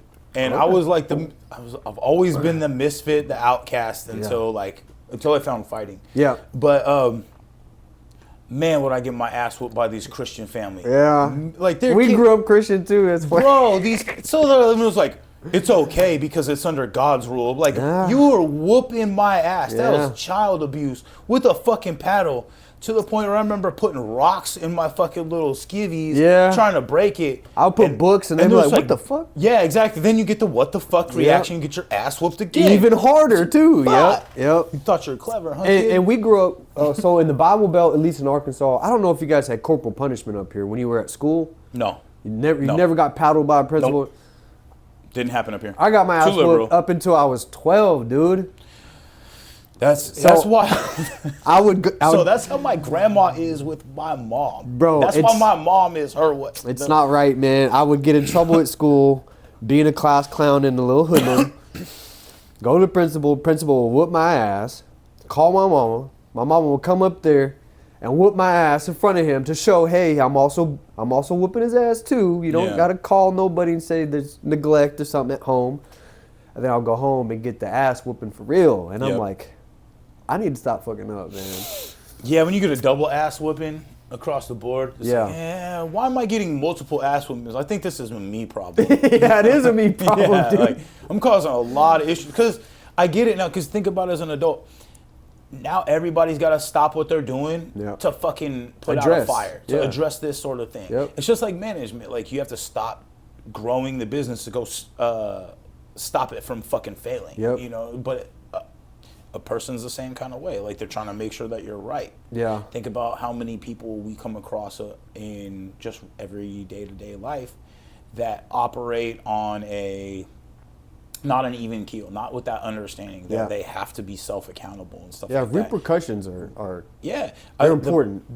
I say the fastest and easiest way or biggest example that I see every day is when I'm driving. People just run the red lights all of a sudden in the last few years. People just, I know that there's a 2-second delay between when they get the green light, or they're not going to just drive straight into me. Yeah. Bitch, I'm getting on 509 to Pacific. If you're running that green light, I'm still gassing it. Yeah. I'm not going to clip you, but I'm coming right the fuck at you. So what if I was to say, like, all right, so they're running red lights. I'm going to start running red lights before they turn green. Yep. Like, oh, no, it's about to turn green. I see that bitch turning yellow. I'm going to go now. Yep. Like, why can't I just do it in reverse? Like, nope, because you know you're not safe at that point. So people know they're fucking up. Yeah, dude. They know they're doing it. They know what you're at this age. You know you're doing right from wrong. Yeah. Do what's right. Fucking, if it comes down to, like, you're running a red light and I got the green, I'm not trying to get in an accident, but I'm very standoffish. We're gonna play chicken a little bit. Fuck, I'm the opposite, dude. Cause I put 67,000 miles on my car last year in 6.5 months. What the fuck? So I was living in. That's a lot. I was living in Hoquiam. Okay. I'm driving all the way up to Bellingham, Burlington, oh my God, Everett, Marysville, and we're doing these large restoration jobs at these assisted livings. And I'm telling my boss, I'm like, dude, I'm driving 4 hours. It's so casual for me to drive 100 miles, one direction. That's wild. And we did that for, we were driving to fucking Coos Bay, dude. Mm-hmm. You know where Coos Bay is? Yeah, it's hella far. We were driving as far as you can get, basically. We were driving to Klamath Falls, man. Yeah. And I'm like, dude, we got families. He's used to the whole, like Surf Pro. That's what we do. Mm-hmm. What's those ATI restoration? Okay. Venturi's, places like that. They do these large restoration jobs. That's what we do. Mm-hmm. And we're like establishing the company. He's like, hey, all the work's over here, so I'll just get you a hotel for the week. I'm like, what about my wife? Right. What about my kids? What about my home? Right, exactly. And I'm like, this is nice. I'm getting paid well. Right. But it's like, at what point are you distinguishing that this is worth the sacrifice? Yes, and there's always a sacrifice. And it's like the same thing with fighting for me. I'm like, you really got to gauge, like, at what point are you sacrificing for the better good? And it's like, what can I do to benefit me in fighting?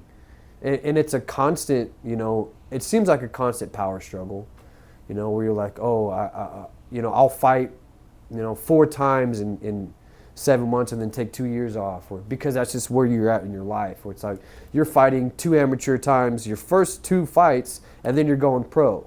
It's like, at what point are we distinguishing that this is enough time? And my time to me is everything, man. Because, I consider myself a carpenter, but I do fucking everything. But I have to charge differently for everything. Right. You know, and it's like, you know, for like a day labor, I'll charge you $400. I'll get 8 hours done of whatever you want done, $400. And it's a steal because I'm using all my own tools. Yeah. You know, you're not losing anything, and you're gaining, you know, a potential future client that you can work with indefinitely. Yeah. It's like that with fighting. It's like, well, what gym can we go to help develop and flourish our relationship or friendship? It's just about giving back too, man. Yeah. Because I don't believe in just taking. I think some of the worst people in life only take. Yeah. And I think one of the best things we can do as people is give.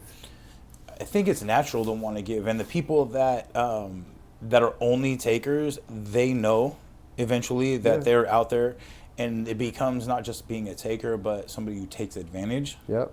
And those people, again, we're in a big community out here, not going to be able to hide themselves in a large community like that. You're gonna end up getting called out. And absolutely, the hard part about that is, like, I don't believe anybody's inherently bad, but you can be conditioned or lack of condition into thinking that you're the priority and that's all that matters, and people are out here to serve you, and you're that person. It's rare, but it happens. Yeah. Almost everybody I meet is very humble. Yeah. And that's one thing I absolutely love about the fight community is that we've all been humbled well enough to know. I hope so. Yeah, well, almost everybody, to know that, like, there's a huge layer, the respect layer comes first. Yeah. And those people that don't have that level of respect, they eventually, like, they work their way out, because nobody wants to work with somebody that's disrespectful, because sooner or later your name falls on that timeline. So it's like you're disrespecting all these people. You know, there's just people that, again, being a taker, you have to be kind of a taker as a fighter. Yeah. Because you need to be selfish with your time. Yeah. Selfish with how you learn, because you're putting yourself on the line. Yeah. And once you're done doing that I believe, and that's when I had the opportunity to start giving back. Mm-hmm. And when I went through the hiatus of not being at the gym consistently to train or to coach or whatever, is when it really solidified to me that is the only place I truly want to be. Yeah. I don't want to be a manager. I don't want to be all these things. I don't want to dedicate my life to something that wasn't going to dedicate itself back. And that's, again, I found myself back in the fight community, and that's a big part of this. That reminds me, man. I have some questions for you. Yeah, let's do it. Can I ask these to you? Uh-huh. All right. Because I haven't seen anybody ask you the questions yet. Right. But I'm meeting you for the first time, and I care about you, man. I want to ask you some stuff. Real quick, time out. Okay. I will say, Cam, my buddy Cam is supposed to, Cam from our gym. Okay. Frudenstein is supposed to come on at some point and ask me some questions. Oh, okay. We just haven't worked that out yet. Okay, all right. But he came to me, he was like, I haven't said the same thing. Yeah. But you have the pleasure here today. Yeah. Like I said, I'm a carpenter, so I just, you know. I love it. Everything's always chicken scratch. Cool. And of course, this is just to get to know you as a person. Yeah. What got you into fighting? Ooh, all right. So this is I've always been into fighting and competition since I was a little kid. So see the Ninja Turtle thing on the wall back here. Since Ninja Turtles came out in 1987, I was like 3 years old. Yeah. And watching Karate Kid growing up, and Chuck Norris and Bruce Lee. Jinx. And then everything else, like, and then you start to learn, like, oh, Bruce Lee's buried fucking 32 miles from my house right here in or something. Seattle. Yeah, it's like, and like martial arts were always like curious to me because it was peak athletic ability, and peak self-mastery. Yes. The self-mastery always, and I knew they were hand in hand. So it's like you can't have one typically without the other. And it always appealed to me. But then anything fighting, anything martial arts competition, I always wanted to be in it. And then I started fighting, getting in like little scuffles in the neighborhood, and they're like, we're not going to put you into fighting. You're already beating everybody. Like, I used to play a thing called mosh pit in my front yard, just like the scrapyard. Holy crap. 3 or 4 people would come in. We just were pummeling each other to the point where I remember I'm like 5 or 6, punching my buddy Reggie in the stomach. He was like that whole thing. Yeah. Learning like the rough neighborhood little boy shit. You know what I mean? That whole. We had that scene. Yeah, everybody does. And then playing football and stuff like that, it was O-line, D-line, so everything's a hand fight. Oh, everything's yeah. a push fight. So that little push and pull. And then I got away from wanting to do it, you know, like I started working and stuff. And then I'm at LA Fitness. This is getting to the second part that got me into fighting. Is I'm at LA Fitness. I'm just a meathead, just lifting, slow and stupid. Yeah. And I'm upstairs running on the treadmill, and this guy walks in. These guys always work out for like 5 in the morning. Used to go to LA Fitness in Puyallup, 5 in the morning, and they're like doing like a fighter circuit. This one guy, Taki, comes in. He's got a big ass black eye. It's a picture of Taki right there. So anyway, big ass black eye. I'm like, fuck, dude, why would you want to look like that? Like, see what happened, right? So hear me out. So I'm like, God, like, but I'm like secretly, I'm like, I always wanted to be that guy. Yeah. I always wanted to do that. Walk around with the so, black but eye. like, I'm trying to convince myself I'm not, right? Trying to be something I'm not necessarily. Yeah. So anyway, my roommate, who was my workout buddy, one day was like, I'm gonna work out with the fighter guys like on Wednesday, and I was like, well, I'm gonna be a pussy and not work out with these fighter guys. Going, no, I'm gonna go do my do weights. Yeah. So I did the workout, and I was like, this is it. I was like, I'm never going back. It's like, God damn it. And I'm sitting there like every time I would want to quit, I'm like, nope, you told yourself you're not going to quit. Hell all yeah. this stuff. So that's what really solidified it. And that's how I met Brian Jones Jr. And he operates just like how my dad always did in a lot of ways. Like similar, not drill sergeant-ish, yeah. but like he very has that sternness about him. And so he was going off on the kids class the other day. And I was like, that's my dad. It's like, that's exactly how I grew up, right there. Dad would crash out on me. I like that style. Yeah. Well, I do. It's discipline. And it's letting you know, like, hey, this isn't the place for that. Like, you need to be disciplined. Yeah. And if you don't have to discipline yourself, we will. Yeah. So that's what got me in the door. So that's what got me into fighting. What got you into Muay Thai specifically? So started that circuit essentially with Crew Jones breeding me to be like, you're going to be a fighter. There was no hobbyists back then, really. I mean, there were a little bit, but it was everything's MMA at this point. Master Sauhin came over from South Sound Martial Arts and started teaching the Muay Thai program with Crew Jones. Like Crew Jones kind of like gave it to him. He ran the fight program, but everybody's an MMA fighter. And so Sean Gaspar used to be the owner of the gym, and he'd be like, I want you to be a blue belt, which is essentially 2 years before you do MMA. So long-term thing, and it's understandable. But in the meantime, Crew Jones kept getting me kickboxing fight, and then a Muay Thai fight, and then a kickboxing fight, and then a Muay Thai fight. And so I'm not spending any time, and this is like, I fought 5 or 6 times in the first year. And I'm not spending time training jiu-jitsu when I have a kickboxing or Muay Thai fight coming. Yeah, because why would you?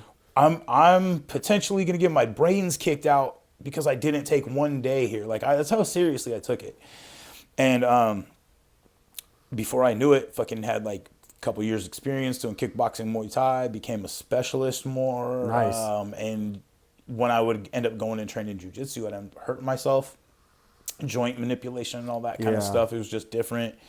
And that's what got me to specialize in Muay Thai. And then I started being like helping out with the coaching a little bit, like just holding pads during class, and just became a Muay Thai guy. Nice, man. Yeah. That's a good like intro to Muay Thai too. I think kickboxing is perfect before getting into Muay Thai. Right. It simplifies it a little bit. You got the punches and kicks, and then you can add the rest in. The elbows, the knees, the trips, all of that stuff.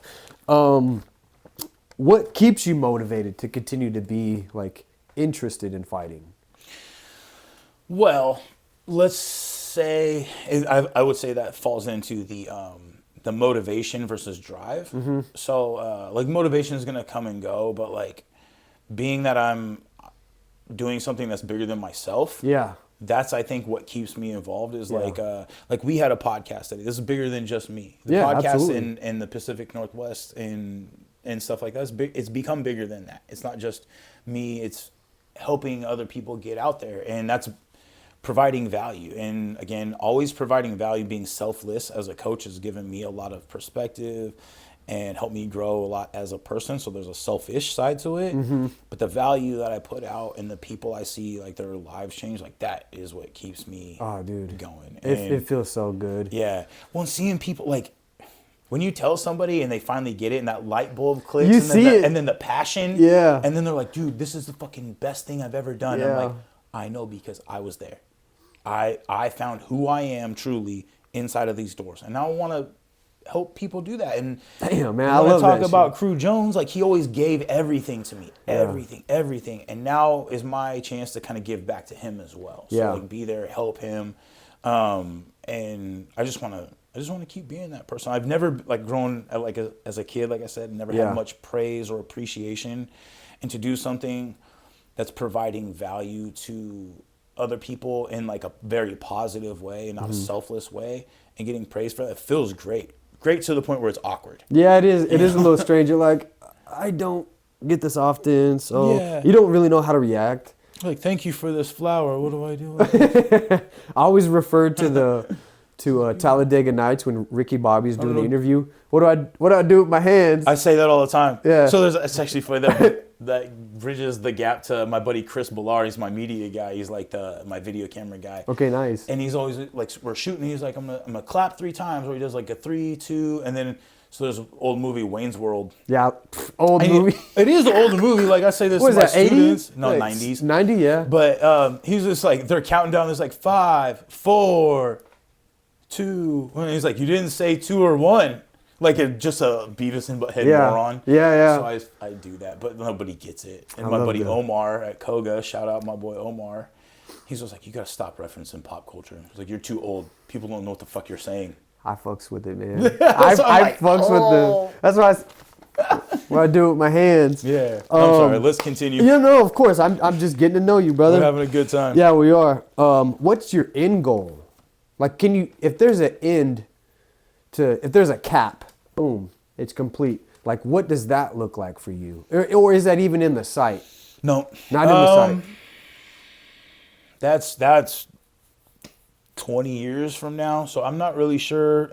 So here, I don't really have like an end goal or like what I would want to be or grow. I want to keep servicing the community, whatever it grows to. I would just want to keep growing. Yeah, absolutely. Like, if it's 20 years or whatever that is.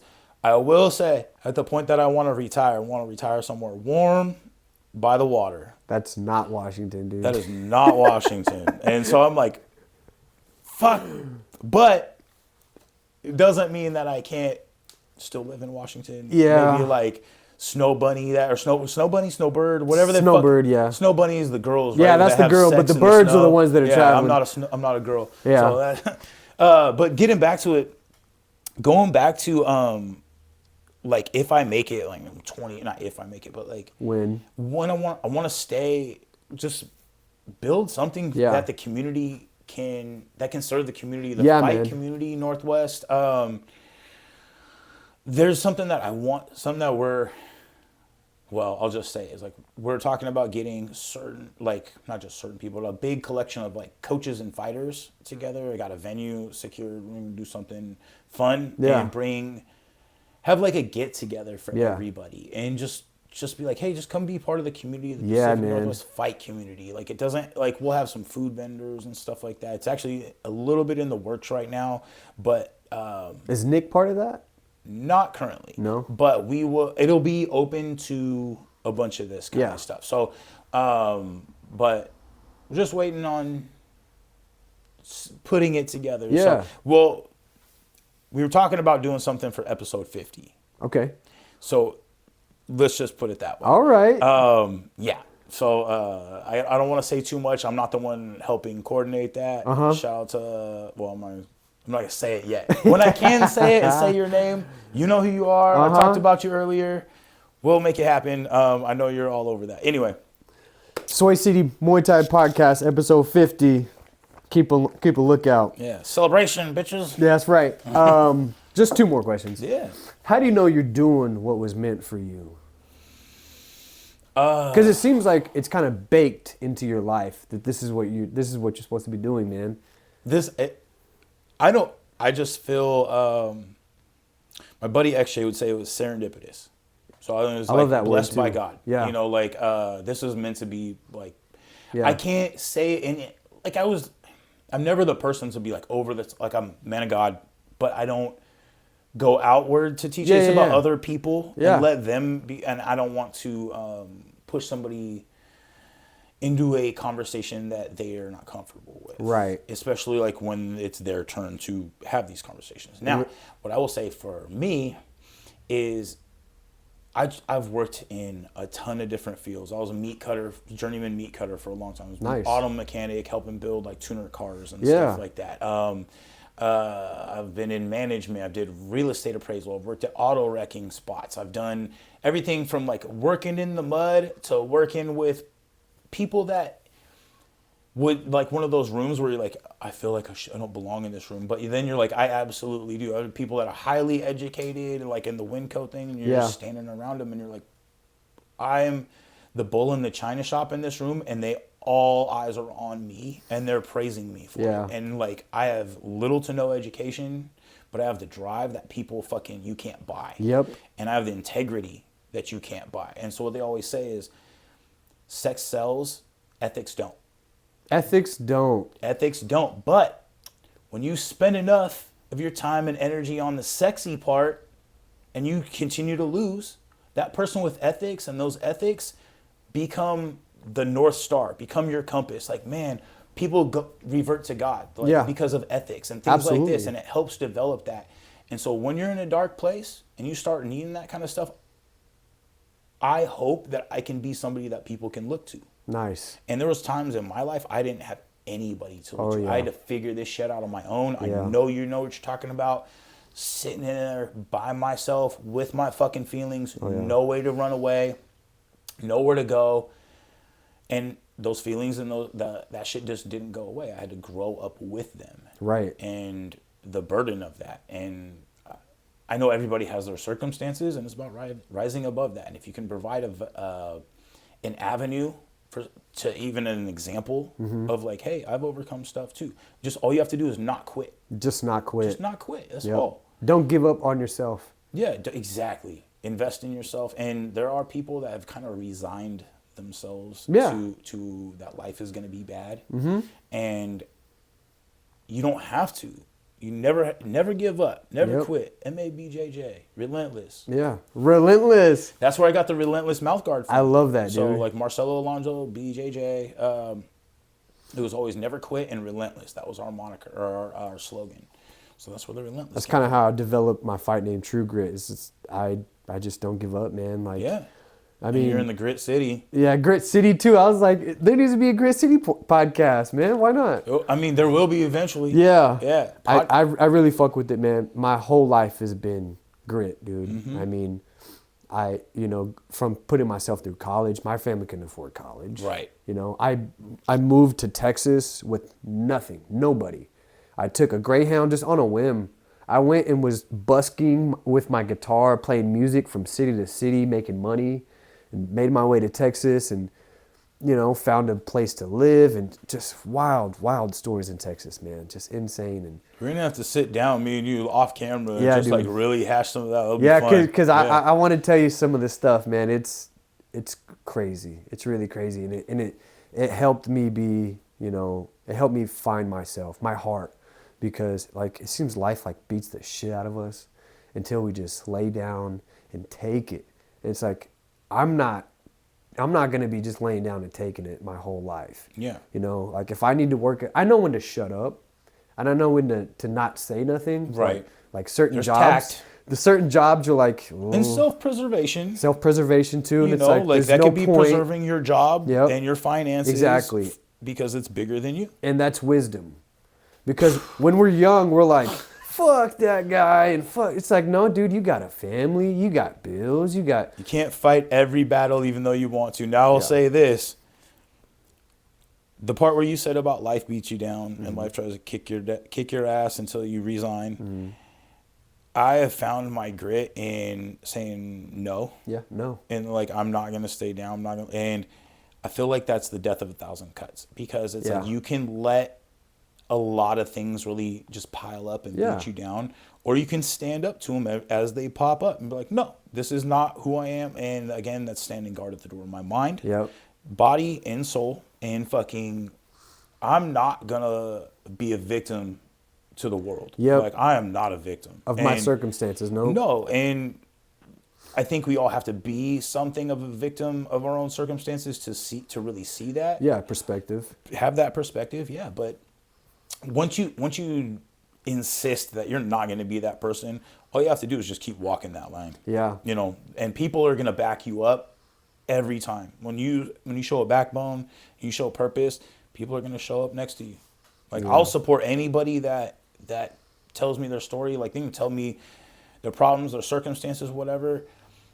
Tell me one. I'm that guy. Like, you can tell me once. The second time it comes up, we're working on how to fix it. Yeah. We're overcoming circumstances. Overcoming circumstances. Don't stay hit. Yeah. Don't stay hit. What sucks, though, is in a lot of people's life, and this is what I've learned in my own relationship, is I'm a fix-it guy. Most guys are. You know, I'm like, I see a problem, boom, how can I fix it? And that's how I've developed all these skills. Mm-hmm. Like, I worked with an old man one time for years, learned everything I needed to know about at least homes. Yeah. You know, I work on my own vehicles, everything. I do my own stuff. I want to be a jack of everything, you know, and I just want to get back to people. You know, and that's why I also think that fighting goes hand in hand with camaraderie and community, because I mean, when you look at those old movies, those old martial arts movies, they got martial arts schools. Everybody's doing the stuff. I've never been part of it. Yeah. But I'm like, that is unity. Yes. That is unity. And it's like, if we had that mindset as a nation, or at least within the realm of people who are fighting, I mean, everybody would just be connected and bouncing off of each other. Like, MMA is no longer a monopoly by UFC. No, no. You know what I mean? In the beginning, it was. They're just the pinnacle now. They are the pinnacle. They're the head. And the highest paid. Yeah, well, that's what they say. But well, I mean, at the pinnacle of the sport, they get all the publicity and, you know, all that shit. So that's why UFC is like. Well, and they have had that position for a while. Yeah. So like, it's going to be tough for people to break that without something that is like a huge breakout. Right. But the community part that you talked about, I feel like we're there. Not like not as close as we can and should be. That's what we need. We need just a little. But with people, all like more and more people are coming up thinking and doing the same things. Yeah. And I think we all realize that there's a big enough pie for all of us to have a piece. There is, yeah. And I got all these little slogans like to keep. I love that one. Well, because like anytime I have a slogan, I'm like, there's a big thought process behind it. So imagine it's like an essay or a paragraph. Yeah. Converted back down to this file with a headline. And this headline, you open it up, and now you got this whole mental background behind it, but under one little sentence. Yeah, you know? I love that. And so, but like the community, all of us coming together, man, it's time. I think everybody kind of is. There's still a few outliers, but it's becoming the way to not be. Everybody wants to be together, and that's what I just keep preaching. There's very few people that don't get along directly with each other, and when they do, it's because of things gone very badly. Yeah. Like that was the beef between me and Crazy Legs. Okay. I mean that. I know you don't want to get into specifics, but you can say whatever you like. I mean, he just brought my family into it, said what he was going to say to my face, and called me the B word, and you know, nothing too explicit, but. Right. And I'm just like, all right, well, I'm a fighter, you're a fighter. Let's fight. Yeah. And it's circles, man. It's crickets and it's circles and it's just a bunch of drama and like nothing. And we haven't had any interaction since that whole scrapyard event thing. Okay. But I told him, even when he was, you know, talking to me online like that, I'm like, look, man, I want nothing but the best for you. It's all love from me to you. Like, you don't know me enough to say this stuff. Right. I don't know if you're, and he said, I was clout chasing. I'm like, look, this was like I finally poked the bear. He's like, oh, you're clout chasing. I said, well, if I wanted to clout chase, I'd wear a dress and go fight in front of a camera. I'm sorry. I was trying to not laugh. But I'm not. So I'm a fighter's fighter. Like, I believe in doing the hard work, sweating. I get off a 14-hour shift. I go work 2.5 hours at the gym. Put in maximum effort. I come home. I do all the spiritual training. I do my meditation, my mental, you know, centering. My visualization. I just try to cultivate what I think is a fighter, and I've been that my entire life. Yeah. I've never had to falsify who I am or what I am. I don't know one person that could say, "Hey, I know Zach Porter. That guy's a piece of shit." Good. That's the way to be. Yeah, that is the way to be. I don't ever want to be that person. Hey, I told that guy my secrets, and he went and told somebody else. Right. That one's tough. Yeah. That one's tough. That one's a tough one I had to learn. It was like you got to. Some things you got to play close to the vest, and some things you got to just keep people at arm's reach. Yeah. And it's not fun to have to differentiate. The only time I've ever had to actually learn that is when I've already been burned. Yep. It's like, but again, you can't stop being a good person because of that. Like, you just have to accept it as a loss. Yeah, it's like, just a loss. And as fighters, we eat losses. Think about the tough guy at the bar. Bro, kick your ass. And it's like, realistically, you won't, but I'm not going to let it come to that. No. I'm going to let you win the argument and be the tough guy in front of your guys, and I'm going to walk away, and I'm going to go home to my family. Yeah. And I'm going to have a podcast tomorrow. And then I'm going to continue with my life rather than what is the win out of that? You drop this guy and he bleeds out of his head and you go to jail for you go to jail for whatever it may be. You're scrutinized for a moment. Yeah. Best case scenario is your hand hurts and everybody else just goes home. Yep. Or whatever it is. I've learned. Right. I've learned that lesson the hard way. Right. You don't want to, as a fighter, you fight in the cage. If somebody really wants to fight, I'll invite them to the gym, say, hey, let me talk to somebody. If we got an issue, we can settle it. Yeah. Because I'm not going to sit here and do this with you. Yeah, it's just so out of circumstance for people that actually do it. It doesn't do anything. You're just trying to look cool in front of somebody or feel you're trying to airbag up your ego. Yeah, or they're fucking drunk ego. Like, that's why I don't mess with people who drink. You know. Yeah, I don't really drink at all. I'll have probably 6 beers in a year. I'll go out after the fights, and with Crew Brian Jones Jr. Yep. He's the drinker, so he's like, we're drinking some beers, and that's about it. Yeah. That happens enough to where I'm like, that's all I really need to drink in a year. Yeah. So I pretty much only drink after I fight. And normally it's with the guy I fought. I think that also, for me, that also stems from, I mean, there was my downtime where I was like, I would drink and it was not good and it hurt my back already and it was like keeping me down. And I had to kind of get away from that. But it wasn't like excessive. It was just enough to keep it inflamed and hurt and not healing. Yep. But when I was a fighter, I don't really drink either. And like maybe a celebration drink or a couple times afterwards. But then you've lost so much weight and cut down. Like one you drink want and it. You're like, I'm fucked up. And you'd feel it. And you're like, oh, I'm already high from the fight. Yeah. That's here's something that people that don't fight will never understand is that post-fight high. Even win, lose, or draw. Oh, it feels so good, dude. So much better than almost anything I've ever done. Yeah. Better than some of the best pussy I've ever had. Yeah, man. Better than ever being drunk or stoned or fucking anything. It's like nothing I can describe. It's like you've finally gone and accomplished everything that you've went, and it's on such a primal level. It is primal, man. That it's like your body gets in this weird, I just survived the bear. Yep.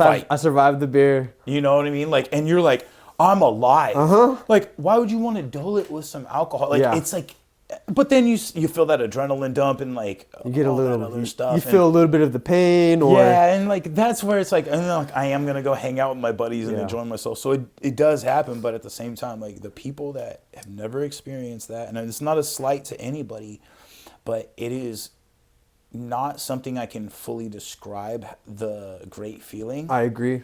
Without having experience, and that's why like I do encourage anybody to get in like a smoker or like if they're reach out to Steve and do the scrapyard or whatever it is, get in there and feel that feeling, like that fucking post-fight high.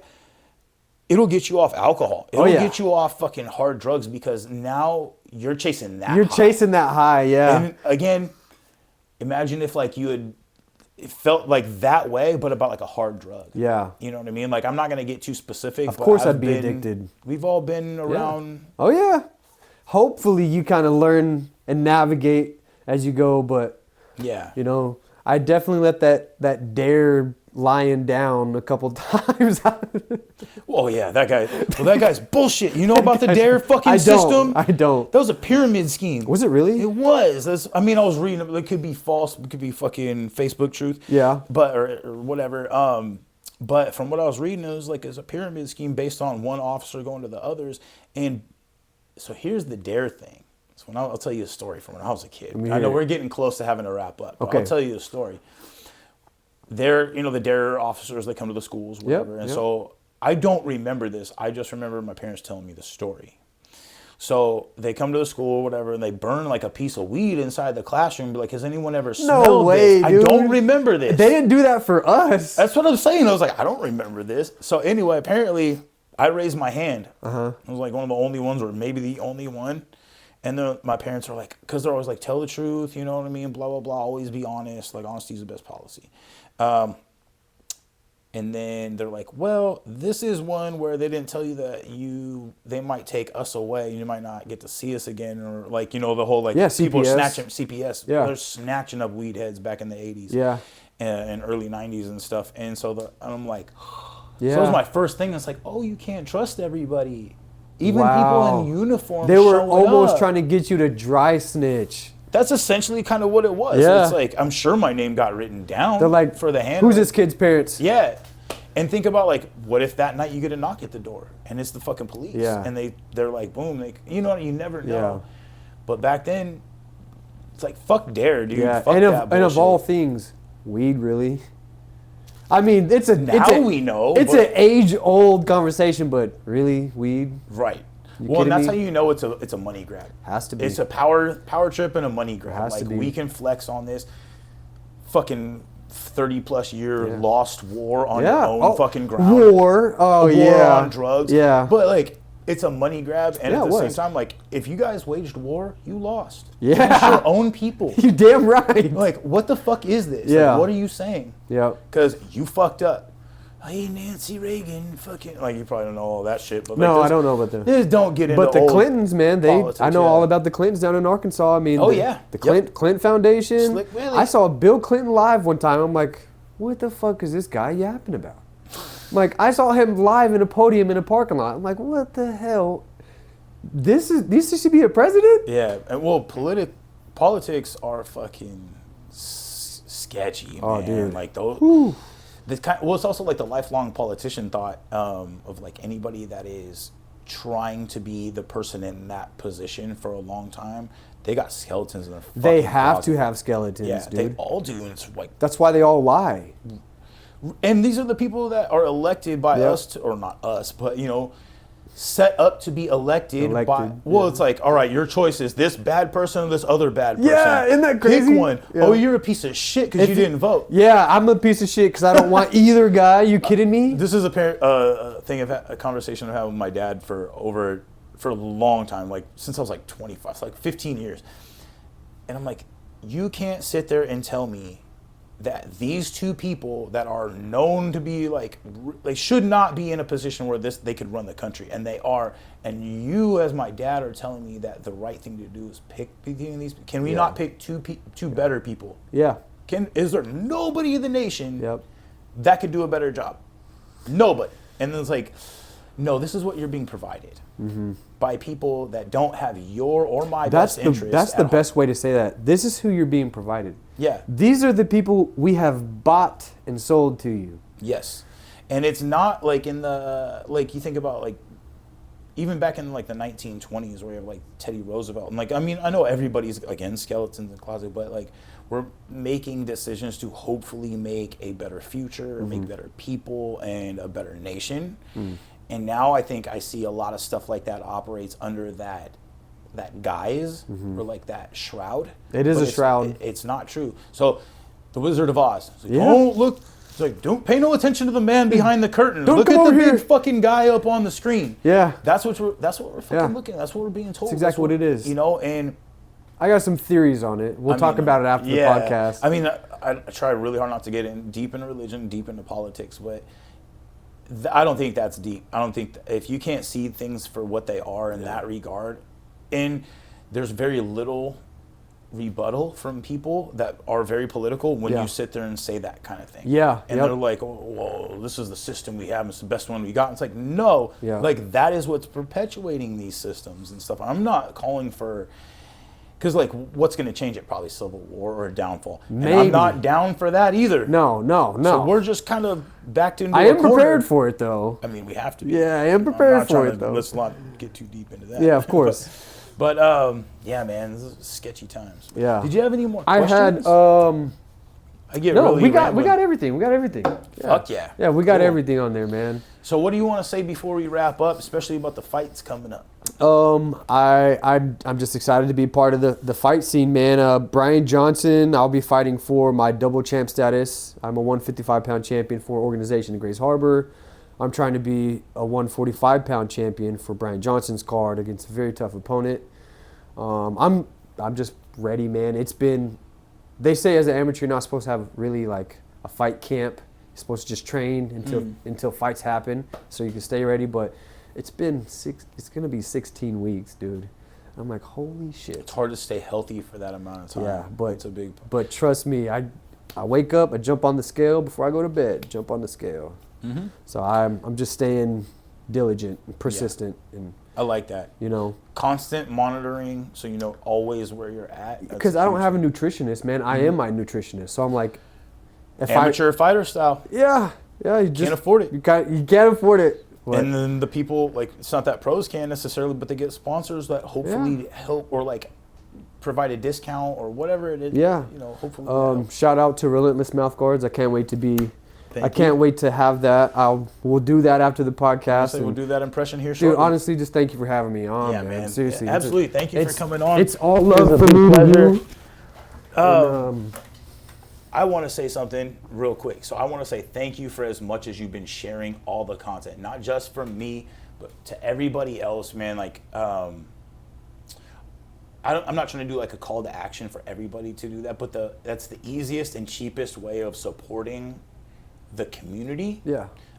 Big shout out to Abel Guzman. He's always fucking shares my stuff. Yep. And other people in the community, and anybody and everybody that has shown support from day, or not even just from day one, just showing support, saying thank you, just reaching out, man. Like, because this wouldn't be what it is today. You wouldn't be here without that support in the beginning, right. You know, and that without the continued support. Mm-hmm. Relentless Mouth Guards, a ton of support already just from the launch. Right. And I just want to thank everybody for that level of support, everyone from my team. I wouldn't be the man I am today without that team, that environment, and the people that have helped get me there and the people that continue to do so.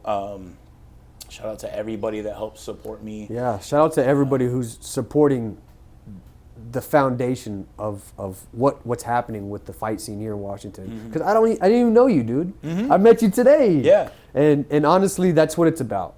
That's really what it's about. I'm not looking for, you know, kudos or none of that shit. I'm just trying to be me. I'm to say I'm trying to be in my Grinch onesie by sharing your shit. You know what I mean? I got you. You know what I mean? Yeah, so yeah. that's just me showing love to anybody willing to sacrifice for their life. Yeah. You know, that's the point of all of this, man. The point of all of this is to recognize that we're truly in this together, and I'm no different than you, man. Yeah, man. Exactly. So, cool. It's nothing but love from me to you, truly. Same, bro. And I know other people are out there just as appreciative. So do what you guys can. Not everybody's, like I said, not everybody wants to share everything, but find your own way to support, because without the rest of the community, you wouldn't be a regular fighter either. Like without a promotion or a coach, especially coaches in the beginning, they have to be willing to bet on you. They're going to sacrifice their time and energy for you. And then they're going to help you get a fight and all this stuff. And that, if we are about community, it's about building that together and passing on what you can. Sometimes just passing on a quick Facebook or Instagram story. That could be the thing, because what happens when somebody that you know fucking is like, oh, that fucking Zach guy, I know him, boom, oh, I can help, or whatever. Or networking. Just network, man. Let's build that fucking network, build a community, start branching out from Washington and improving our skills. Like, that's right. If you're in Washington, bust your ass. Work hard, because people are starting to recognize that we're out here, and once they do, it's going to be a fucking floodgate, and people are going to want us to go out, and when they ask you to fight out of state or out of area, it's not to win. So you better fucking come with it. That's right. And represent for Washington. And not only that, we're bringing people in from not only from out of state, but coming up Koga, people from out of country. And it's time to show up and show out. It's time, Washington. We have a great pool out here already. Just got to keep building it. Yes, sir. Yes, sir. So thank you again for Yes, coming sir. on. Thank you for having me on.